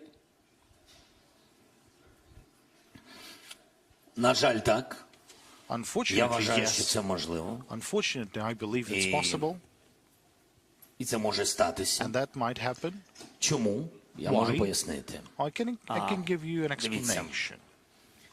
Президенту Путіну треба показувати успіх і перемоги. Успіх на полі бою в Україні не відбудеться. Масового реваншу не вийде. Принаймні ми будемо боротися. І якщо буде постачання, будемо більш сильними. Це перше. Тому йому потрібно буде показувати успіх. І всі розуміють, що він може бути там, де є слабке місце, де є слабке місце, і бажано, щоб це ще були ті держави, які до цього мали вплив ще за радянських часів, мали вплив в Москві, і так само, де є ті чи інші негаразди, тобто ті чи інші вже конфлікти, ті чи інші сепаратні інституції. Ось що відбувається. І тут Молдова, ви знаєте приклад Молдови. Ви знаєте, що наша розвідка перехопила документ. Ви знаєте, що я відкрито про це сказав. І я привіз цю інформацію в ЄС. І я так само передав її, перш за все, в першу ж годину, коли я отримав цю інформацію, я передав її Майсанду. І це дуже важливо. І там є докази, що вони хотіли змінити керівництво держави. Ось, а тепер давайте подумаємо, яким чином вони це можуть зробити. Де їх кордони з Молдовою? І я не бачу цих кордонів. Тобто буде висадка. Де вона може бути? Тобто ми говоримо атаку з Придністров'я або атаку Кишиньова. Тобто ось що відбувається. І вони можуть це робити і розвивати цей напрямок. Чому? Тому що, дивіться, через, я не пам'ятаю, коли було засідання, 9-10 лютого було засідання Брюсселі. Після цього зараз ми маємо з вами це кінець лютого, так, 24 число. Їм знадобилось 2 тижні, щоб знайти іншу інформаційну атаку. Зараз вони вкидуть, що ситуація на кордоні, на контактній лінії Придністров'я і України, так, на цьому кордоні вони кажуть, ми бачимо, що там є якісь непорозуміння, ми бачимо, що там є постріли. І у нас є інформація, вони закидують цю інформацію зараз через медіа, що Україна збирається зайти на територію Трансністрії, так, Придністров'я. Для чого це робиться? Вони чітко розуміють, що ми поважаємо територіальну цілісність Молдови. І ми вважаємо, що територія Придністров'я – це територія незалежної держави Молдова. І вони провокують постійно. З самого початку війни були. З території Придністров'я були постріли в нашу сторону. Вони хотіли, щоб ми зайшли. І я говорив, щоб Молдова думала про це і думала, як вирішити це питання. Це погана ситуація. Це було на початку війни. Вони діяли з різних сторін, провокували інформаційну війна, гібридна війна і ось такі кроки. І тому я вважаю, що Росія буде добувати якихось успіхів. Дивіться, ракета перетнула повітряний простір Румунії. Ми знаємо з вами, так зайшла потім в Україну. Тобто вони постійно будуть робити такі кроки. Я вважаю, що це бажано попереджати такі можливості посилення зброї, санкцій, ну і всі відповідні кроки. And through making any other steps. We have a question, maybe from this area. We have a question from Romania National Television. Під краном. Mr. President. Wait for your microphone, Mr. President, if after a year of war, even more, you may feel that solidarity in other countries may be diminishing, can be tiring. What is your message to them? Thank you, Mr. President. Який меседж? Складно говорити про зменшення підтримки України, коли ви постійно показуєте, як все в синьо-жовтих кольорах в різних точках світу. І я вдячний за це. Не можна зменшувати такі кроки. Не можна зменшувати вашу роботу. diminish І ні в work коєму that разі не you're можна doing. зменшувати підтримку And of України. course, you should not Я хочу reduce просто the support сказати to вашим Ukraine. суспільством, What I'd like to ви, tell напевно, your познайомилися з нашими societies, людьми, maybe you бо learned more about people from дійсно Ukraine, прихистили велику because кількість you've hosted a вимушено lot переміщених осіб, of людей, people who жінок, were дітей в forced більшості to своїй. leave, І, primarily напевно, ви women and розумієте, children. що в I більшості believe you своїй вони understand хочуть повернутися.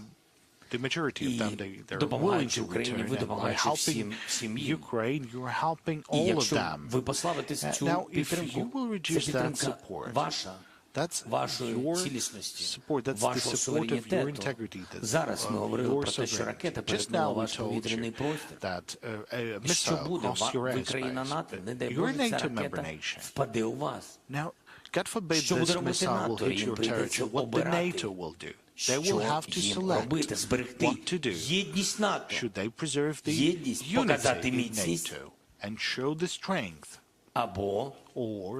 або ні. Or no. І якщо показати міцність, треба буде шукати варіанти відповіді на це. Ті чи інші. Я не вирішую це. Ми не в НАТО. Але я хочу, щоб мій голос почули не країни НАТО, а суспільства країн НАТО. Саме ці люди, звичайні люди. Україна не має права впасти заради того, щоб зберегти просто європейський континент від страшної глобальної війни. Я ще раз підкреслю, я вважаю, що Росія може піти тоді далі. І далі подивіться, які є держави, де вони хочуть мати вплив, де Радянський Союз мав вплив, де вони мали це як частину Радянського Союзу, де просто вони не мали це свою територію, але там були їх КГБ, або там стояла їх армія. Просто давайте проаналізуємо, де це може бути, і ви зрозумієте, це буде хаос. Допустити цього не можна. Будь ласка, Суспільне. Now let's have a question from Suspilne, please. Дякую дуже за можливість дати запитання. Пане президенте, я впевнений, ви знаєте, що тисячі українських дітей були фактично викрадені, депортовані з окупованих територій, зі знищених міст. І це безпрецедентна ситуація, коли така кількість українських дітей, та будь-яких дітей в іншій країні, це насправді справжній жах, примусово би всиновлювалися або примусово би утримувалися в інтернатах. У мене питання і просте, і складне. Коли і як ми будемо повертати цих дітей? Чи зараз вже якісь кроки робляться? Що можна зробити за допомогою міжнародних організацій і наших партнерів? Дякую. Thank you. Силою забрати дітей ми не можемо, бо ми не можемо зайти на територію Російської Федерації. Силою забрати будь-яка інституція світу це не може, бо не мають мандат, про який я говорив, або не мають допуск, або немає бажання Росії їх пускати. Це відповідь, чи можемо ми зайти і забрати. Зараз що можемо зробити ми? Тиснути.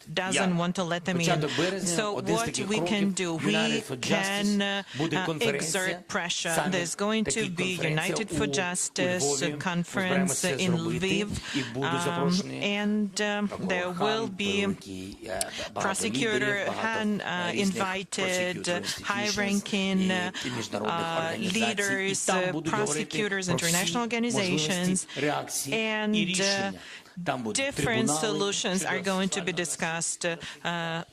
Sexual violence tribunals, kidnapping of children, crime of aggression, etc., environmental matters. So that's one line of work. Secondly, our ombudsman is working. We have a coordination center that is working. It's very hard. Russians think that they didn't steal anyone. They believe that they provided shelter for those who were fleeing Nazis. the children will return home, and there will be accountability for what was done.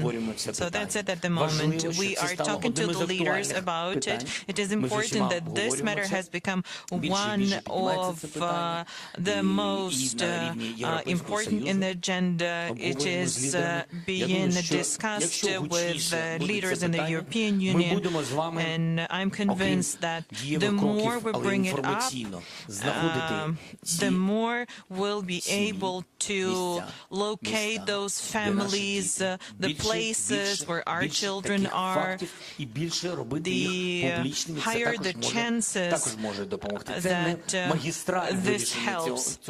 This is not just a clear path, a clear plan. The only thing that is certain is that we need to deoccupy our land. And I don't think we'll be able to return 100% of the children as of now, but after our victory, the children have to come back home. ABC. Thank you very much. Thanks for the opportunity. Mr. President, opinion polls in the United States are suggesting that a growing number of Americans believe that the US is giving too much support to Ukraine. What would your message be on the anniversary to those Americans? Thank you.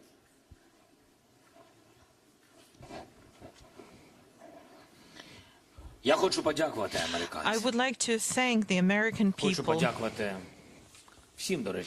I would like to thank all of the American people that are supporting Ukraine, the Congress, the President, the TV channels, the journalists, and everyone that has been supporting us. And that percentage of Americans, as you've mentioned, is increasing. I can tell them only one thing. If they do not change their opinion, if they do not understand us, if they do not support Ukraine, they will lose NATO, they will lose the clout of the United States, they will lose the leadership position that they are enjoying in the world, that they are enjoying for a very fair reason, and they will lose the support of the country with 40 million of population, with millions of children. Are American children any different than ours? Don't Americans enjoy the same things as we do? I don't think we're that different. And I'm actually very happy that we have bipartisan support, but we keep hearing those messages from time to time, and they're dangerous. There are political leaders that are elected by people, and if this issue is raised, those political leaders need to be responsible and cautious because people are looking at them.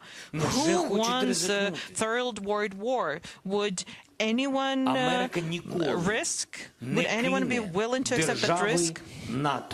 The U.S. is never going to give up on the NATO member states. If it happens so that Ukraine, due to various opinions and weakening and depleting of assistance, loses, Russia is going to enter Baltic states, NATO member states, and then the U.S. will have to send their sons and daughters exactly the same way as we are sending their sons and daughters to war, and they will have to fight. Because it's NATO that we're talking about, and they will be dying, God forbid, because it's a horrible thing. I wish peace and Ukrainian support to the United States. TV4, Sweden.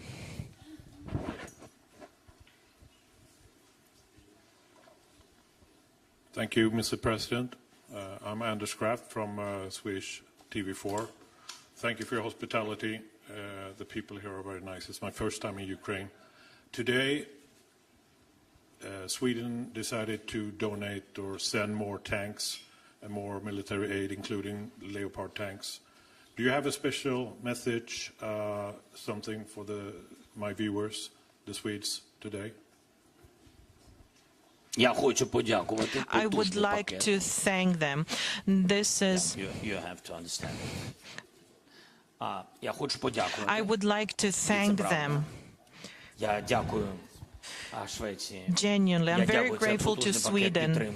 This is a very powerful aid package. We are enjoying amazing relations with Sweden, with the Swedish leadership at various levels, and we have some very high-quality meetings and negotiations, and there was a very good visit of the Prime Minister, and we are about to reach a very important decision.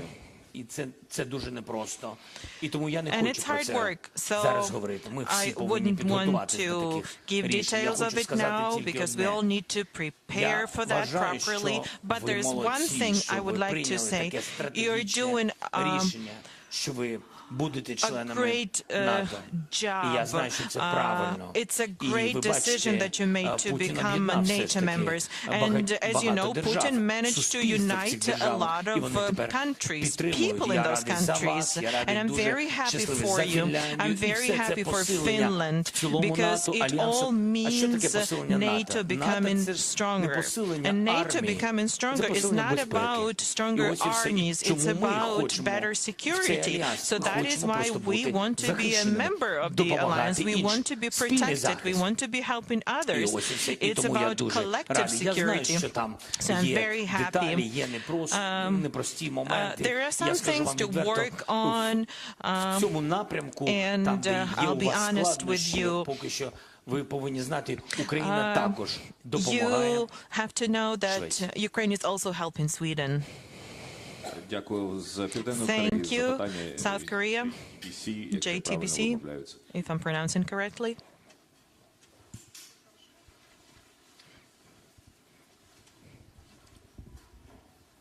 Thank you, Mr. President. I'm Hong, JTBC from South Korea, and I have one question.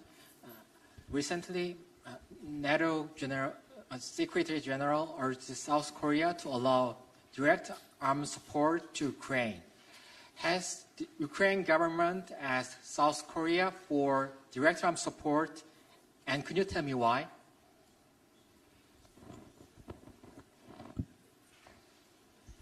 Well, it would be a great thing if there's direct supplies of weapons to us. We would welcome that. We actually invited the leadership of South Korea to come to Ukraine. We were working on a visit of our Prime Minister to South Korea. This was at the time when it was very hard for me to leave the country. We are very much interested in our relations. Interested in our bilateral relations. That is very important for us, and I think that we can continue it, and that's it. What can I say? There are some details what we discussed with other countries about your great country, and I hope that you will find possibilities to help Ukraine. Thank you so much. Thank you, Rada TV channel. Thank you, Mr. President. First of all, thank you for being with us throughout this year. Very often we hear since the onset of the full-scale war some public forecasts, some information about critical moments, turning points. I don't think that these are the terms and concepts that are used at the Supreme Commander's HQ, but I have to ask a question. What are the odds of physically returning Crimea back to Ukraine, and what would be the reintegration solutions for Crimea that hasn't been with us since 2014? Everyone in Ukraine really wants the next step to be the final one, the victorious one. And very often someone gets emotional when talking to the media, even governmental officials of different levels. They sometimes say that in some time this and that is going to happen. Why? Because everybody wants it to happen. Everybody wants to bring back all of our territories. Well, we're all human beings. Sometimes these are mistakes, but we want the victory so bad because we deserve it. We really want the war to be over. We really want peace. We really want to return everything, to return our people, to bring our people back. This is what we want. We want our military, our defenders to come back alive. We want life to return to Ukraine. It is not enough. Emotions do not suffice. Emotional statements are not enough. So regarding steps to be taken, there's only one thing that I can say. It all depends on us, and I'm grateful to you for being here, throughout this year. And it all depends on us. There are military steps to be taken, and we are getting ready. We are ready in spirit, and we are getting ready as far as weapons are concerned, as far as forming brigades, attack brigades are concerned. We are sending different people to train, not only in Ukraine, we're sending people to train in other countries because there are different weapons and we need to be ready. And there will be fair deoccupation steps and measures, and we can only hope that they succeed. BC, please. First row. Mr. President, you've made clear your belief that you can win the war this year. You've been clear about the importance of support and the speed at which it arrives. I wonder if in a year's time that victory doesn't arrive and you host a similar meeting like this, what do you think the most likely reason for that lack of victory would be? And if I could respectfully ask you to answer in English, I'd be very grateful. Dziękuję.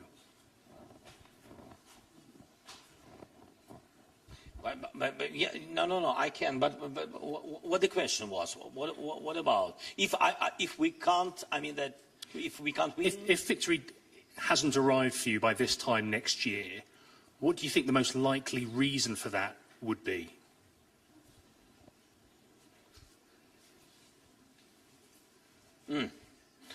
Okay, so the most important thing that the unity, that's true, because in the unity there is a huge support or weak support. Anyway, I mean that is really point number one. If we will not have enough number of West kind troops, enough weapon, ammunition, if we will not have, of course, we'll lose a lot of people. And if we will be losing a lot of people, we'll lose, moral situation, yes? And it will be another challenge for our country. We will not be so strong in the country, in Ukraine. And that is the biggest problem, what can be. I don't want to think about it. That is the problem. If we'll meet on the 24th next year, the 24th of February, and will be at the same position where we are now, that is dramatic moment. I don't want to think about it. And you forget all your words. We have to be sure, together, we are partners. You are from Britain? Da. I see. I see. Okay. Thank you so much. We'll win. Далі запитання, будь ласка, від... Where our aircraft's Typhoon? Please ask my friend Rishi. Далі від китайських журналістів запитання, будь ласка, Chinese journalist Felix Satellite. Mr. President, so you said that you appreciate being straightforward, so let me be straightforward. So I think right now both Ukraine and Russia needs as many countries as possible to stand on its side. So how do you convince the countries that geopolitically a bit remote from Ukraine, for example, China, for example, South Africa, India, to be actually on your side? Скажи мені, будь ласка, Сергій, я вже погано чую. Що було запитання? Є країни, які геополітично віддалені. There are countries that are geopolitically far from Ukraine. Так. І Південна Африка. Що плануєте South Africa. з ними робити? Що я планую з ними зробити? Як схиляти їх на наш бік? How do you encourage them to side with us?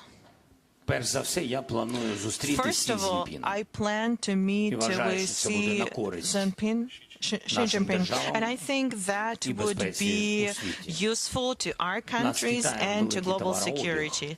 We have a lot of, we have a significant commodities turnover, trade with China. And, we are the countries that are interested in preserving our economic relations. As far as I know, China respects territorial integrity, historic territorial integrity, which means that China needs to do its best to make sure that Russian Federation withdraws from our territory, because that's what respect for territorial integrity and sovereignty is. Would you agree with me? Yes? It's great. It's very good, soft step forward. І це дуже важливо, що ми одне одного розуміємо. And it's great that we are on the same page. You see, I'm already starting public diplomatic relations here. I think live people cannot be killed. Would you agree with me?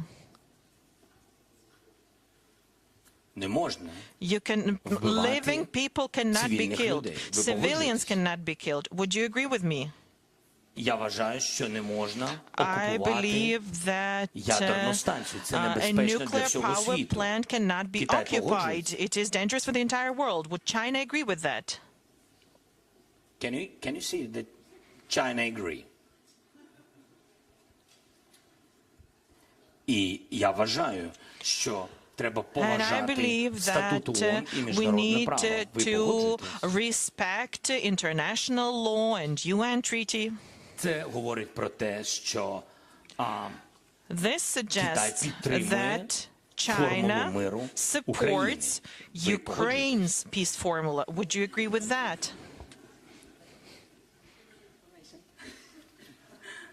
You see, we have so many common issues. We have to speak between us without somebody else. Okay. Thank you so much.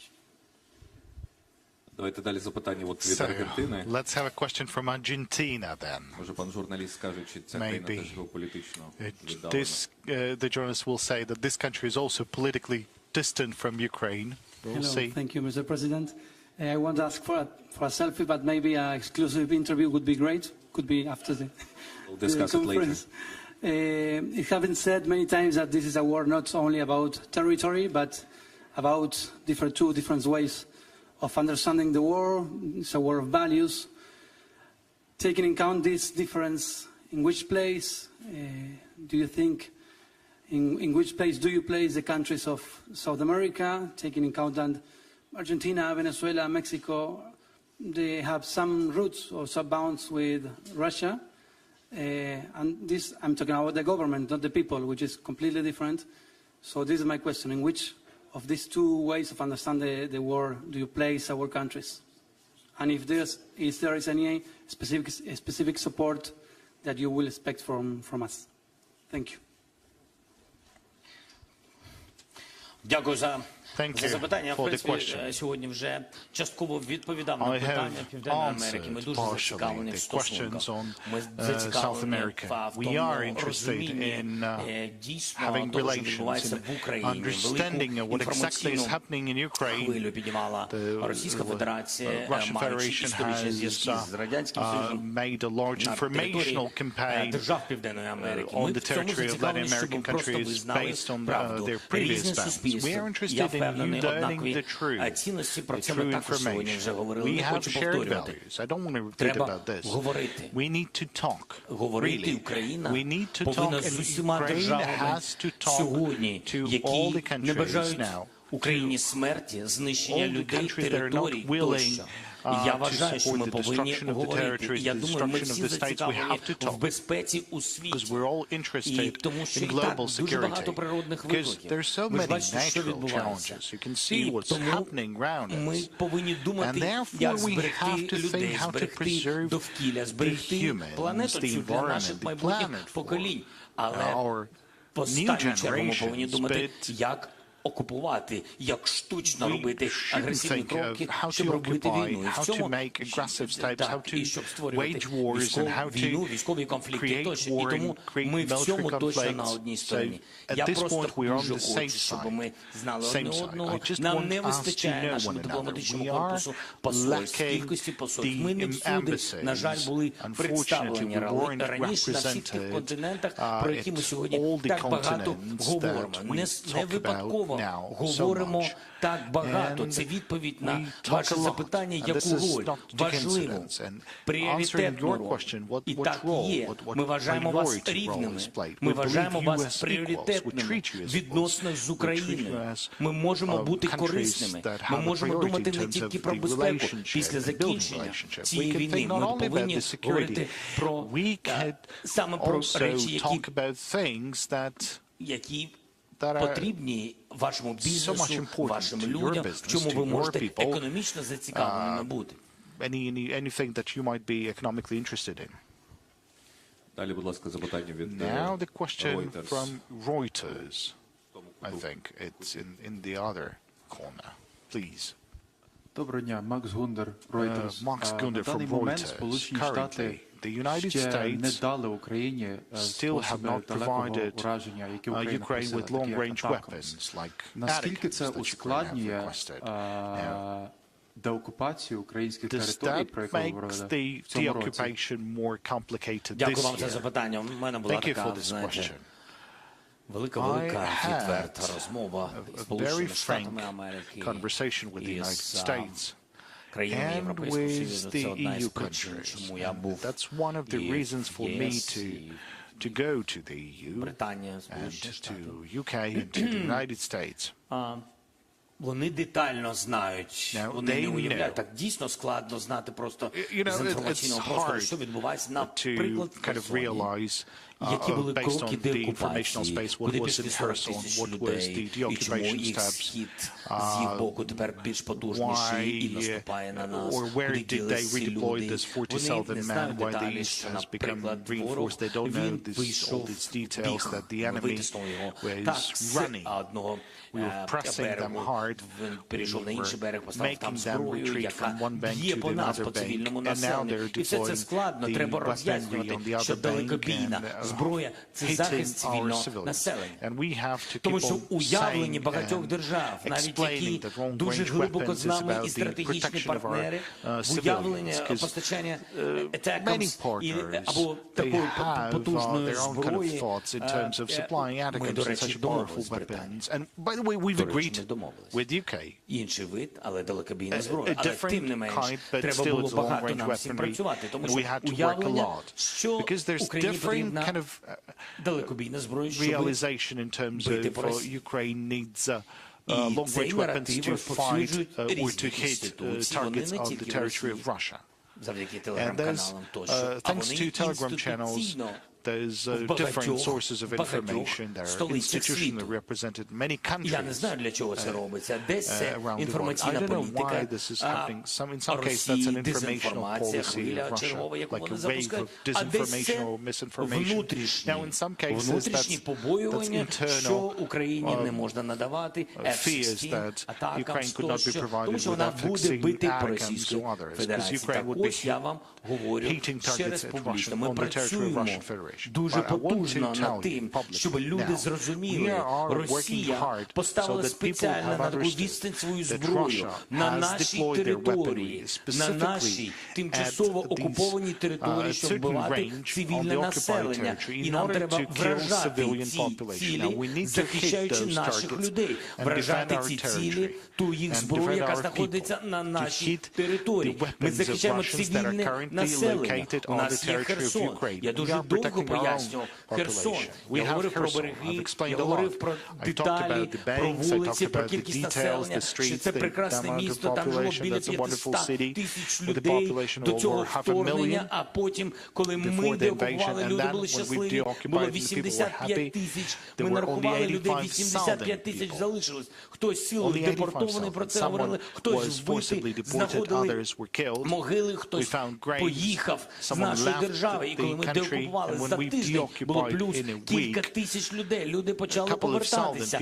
Що зробила Росія? Поставила зброю на нашій території і била з того берегу, била, знала, що наша зброя туди не може дістати. І вони били, просто вбивали цивільне населення. І менше 80 тисяч людей вбивали, і вони їхали. Зрозуміло, вони бояться. Б'ють куди? По людях, по автобусних станціях, електрика, питна вода, газові магістралі, тощо. Ось що відбувається. В лікарню піти, вони б'ють по лікарнях, по школах. Ось що відбувається. І ці речі складно знайти таку інформацію.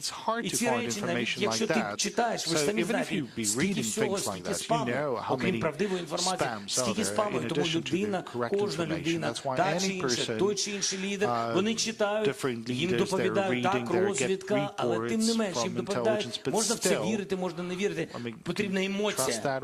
Люди потрібно, щоб вони зрозуміли це і отримали від нас, від України, правду. Тому так потрібно говорити з Африкою, так потрібно говорити з Латинською Америкою по різних питаннях, і так потрібно говорити з Америкою, з Європейським Союзом, щоб нам давали далекобійну зброю. І це дійсно виклик, і ще більше виклик Aircraft. Літаки, ще більше, але треба тиснути і говорити. Дякую, будь ласка, п'ятий канал.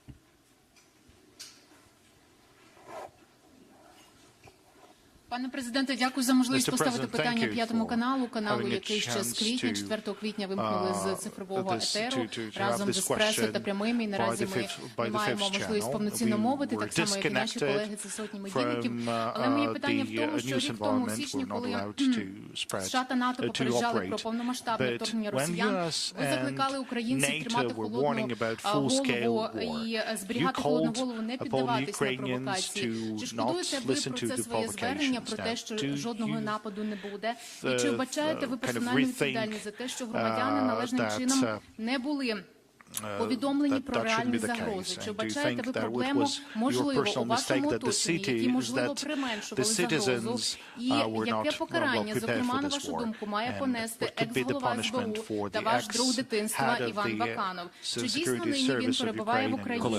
І чи ви погоджуєтеся з тезою, що, зокрема, через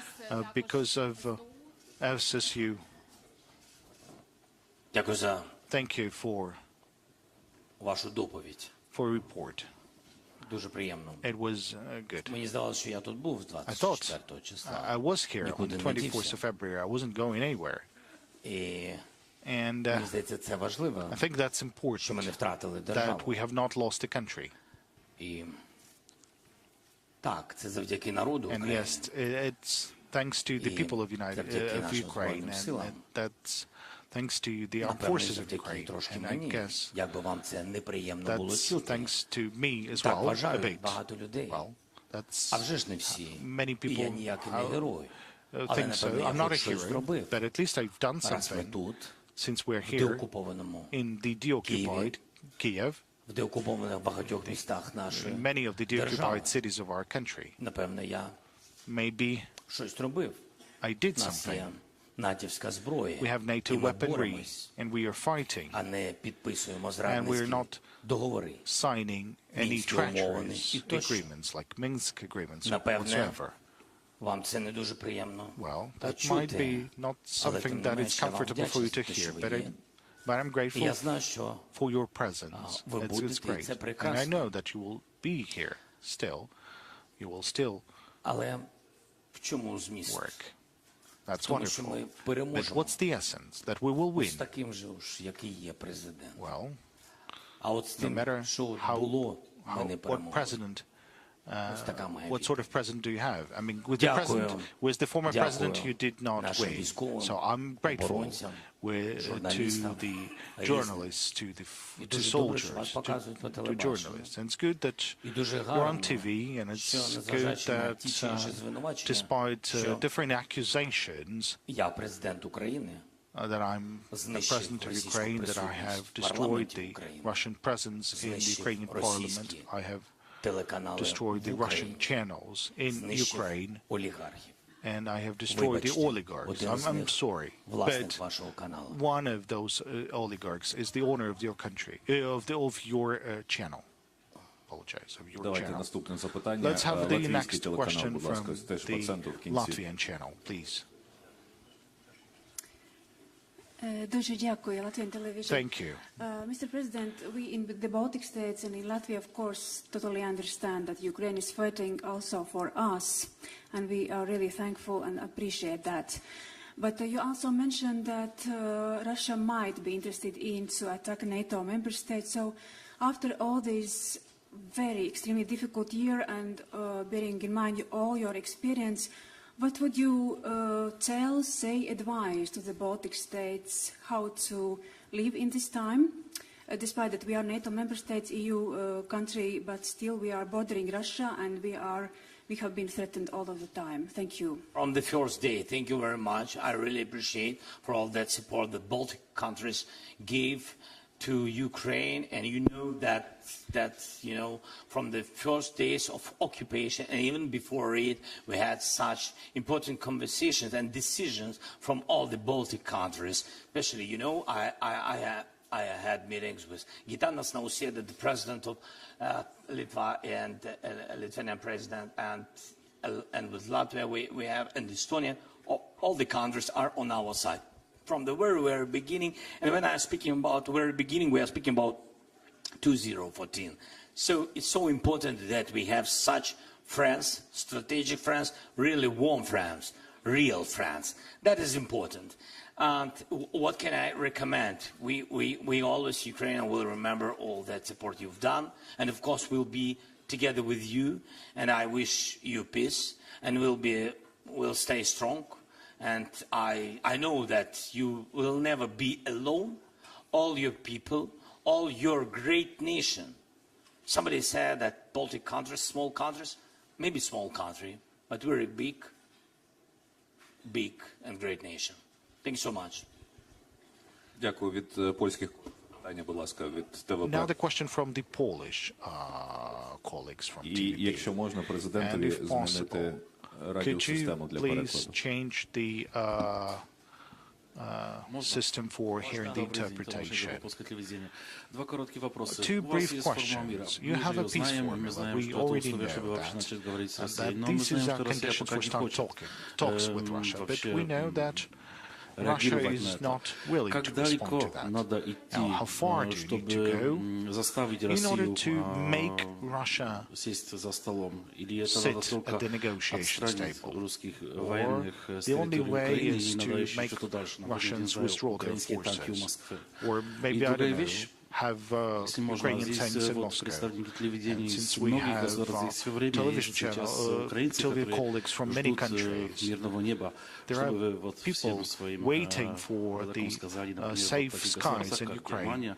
So Germany, Romania, Poland, UK, Spain. Now, what would you tell any message you would like to address to the Ukrainians, to refugees staying in those countries, since we have so many journalists from those countries? Well, at the beginning, you said about negotiations. I think that's under current conditions. That's something we've already talked about. But still, we need to be strong. And in order to be strong in any negotiations, Ukraine needs to be strong on the battlefield. Now, in these cases, you can reach a fair peace under conditions of a civilized world. And I think that's the most important. If you retreat, if you are occupied, if you are diminished, and that's what Russia has done by reaching Kiev when they've occupied a part of our country. And you've seen their response. They provided ultimatums, they were torturing people. So we know the result. When they're strong and when we are occupied. That is why I think that it's important to be strong on the battlefield, that you will have a strong position on the negotiations. So let's reach that step. Let's deoccupy as much as possible. This is very important to us. We will be stronger. That's first. Now the second part. Now, what can I tell to our Ukrainian fellow citizens, since we have so many journalists from different countries in this room?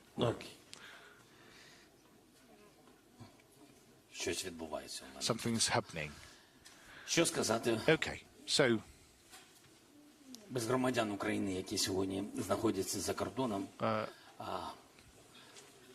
without the citizens of Ukraine that are currently located abroad, our country cannot be powerful.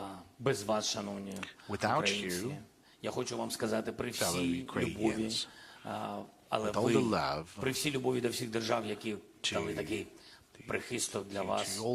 with all the words of gratitude to all those countries that are hosting you. Remember that you are Ukrainians. You're not Romanians, nor Polish, nor Germans. Now, with all the words of gratitude to those countries that are hosting you, they've done a lot. They're supporting you. But I want you to know, when you'll be ready, when you'll be able, I would really like you to return. I'm not calling you right now to return. That's your security, that's your choice, that's your safety. But I want you to know that you're the very same Ukrainians as everyone. We are waiting for the return of the normal life. So please return, because we need to rebuild our wonderful country. That country is built for all the people, for all those who are currently fighting and defending our country, and for all those who had to leave temporarily. Ukrainians, well, they are forever Ukrainians, even though Шановні колеги, прес-конференція наближається до завершення. This is almost the end of the press conference. We still can take two questions. So let's have one from обозріватель and Україна. Thank you for the possibility to ask this question. Питання щодо гарантій безпеки для України, про які ми говорили на початку. Нещодавно пан Андрій Єрмак сказав, що ось вже на часі ми зможемо отримати, затвердити гарантії безпеки. Сунак сказав, що сподівається до липня будуть вони затверджені, і Великобританія готова бути цим гарантом. Які ще є країни, і які терміни для України принципові до закінчення війни чи після, як сказав Столтенберг? Дякую. Anyone before the war and after the war? Thank you very much. We would like to have security guarantees on our pathway to NATO. We do not know when exactly we are going to make make it there. It's not up to Ukraine at the moment. Ukraine has shown its strength on the battlefield, and it also showed that our public supports it. Regarding challenges, we really need security guarantees. We are negotiating that with the EU countries, with the UK, with the United States of America. So this is the circle of those that we've talked about it at the moment. When that is going to happen, I do not know.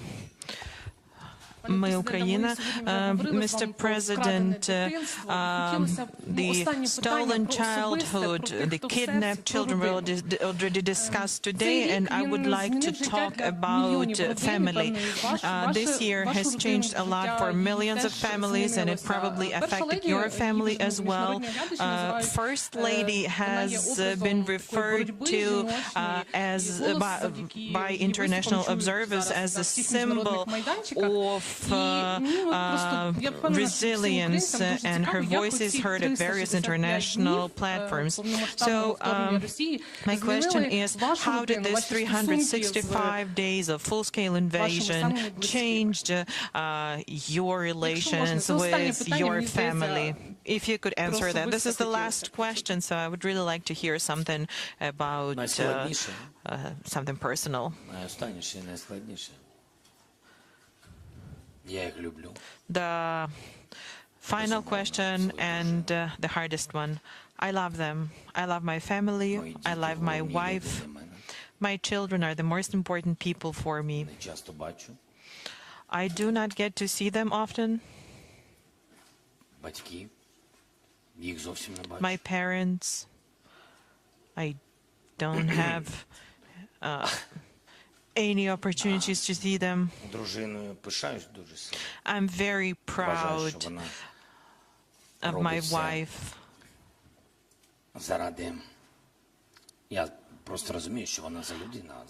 I know what kind of person she is, and I know that she's doing everything she can for the sake of children and the country, and of course it's a great thing for her to do something for the sake of me. Well, on a joking note, they're all in my heart, of course.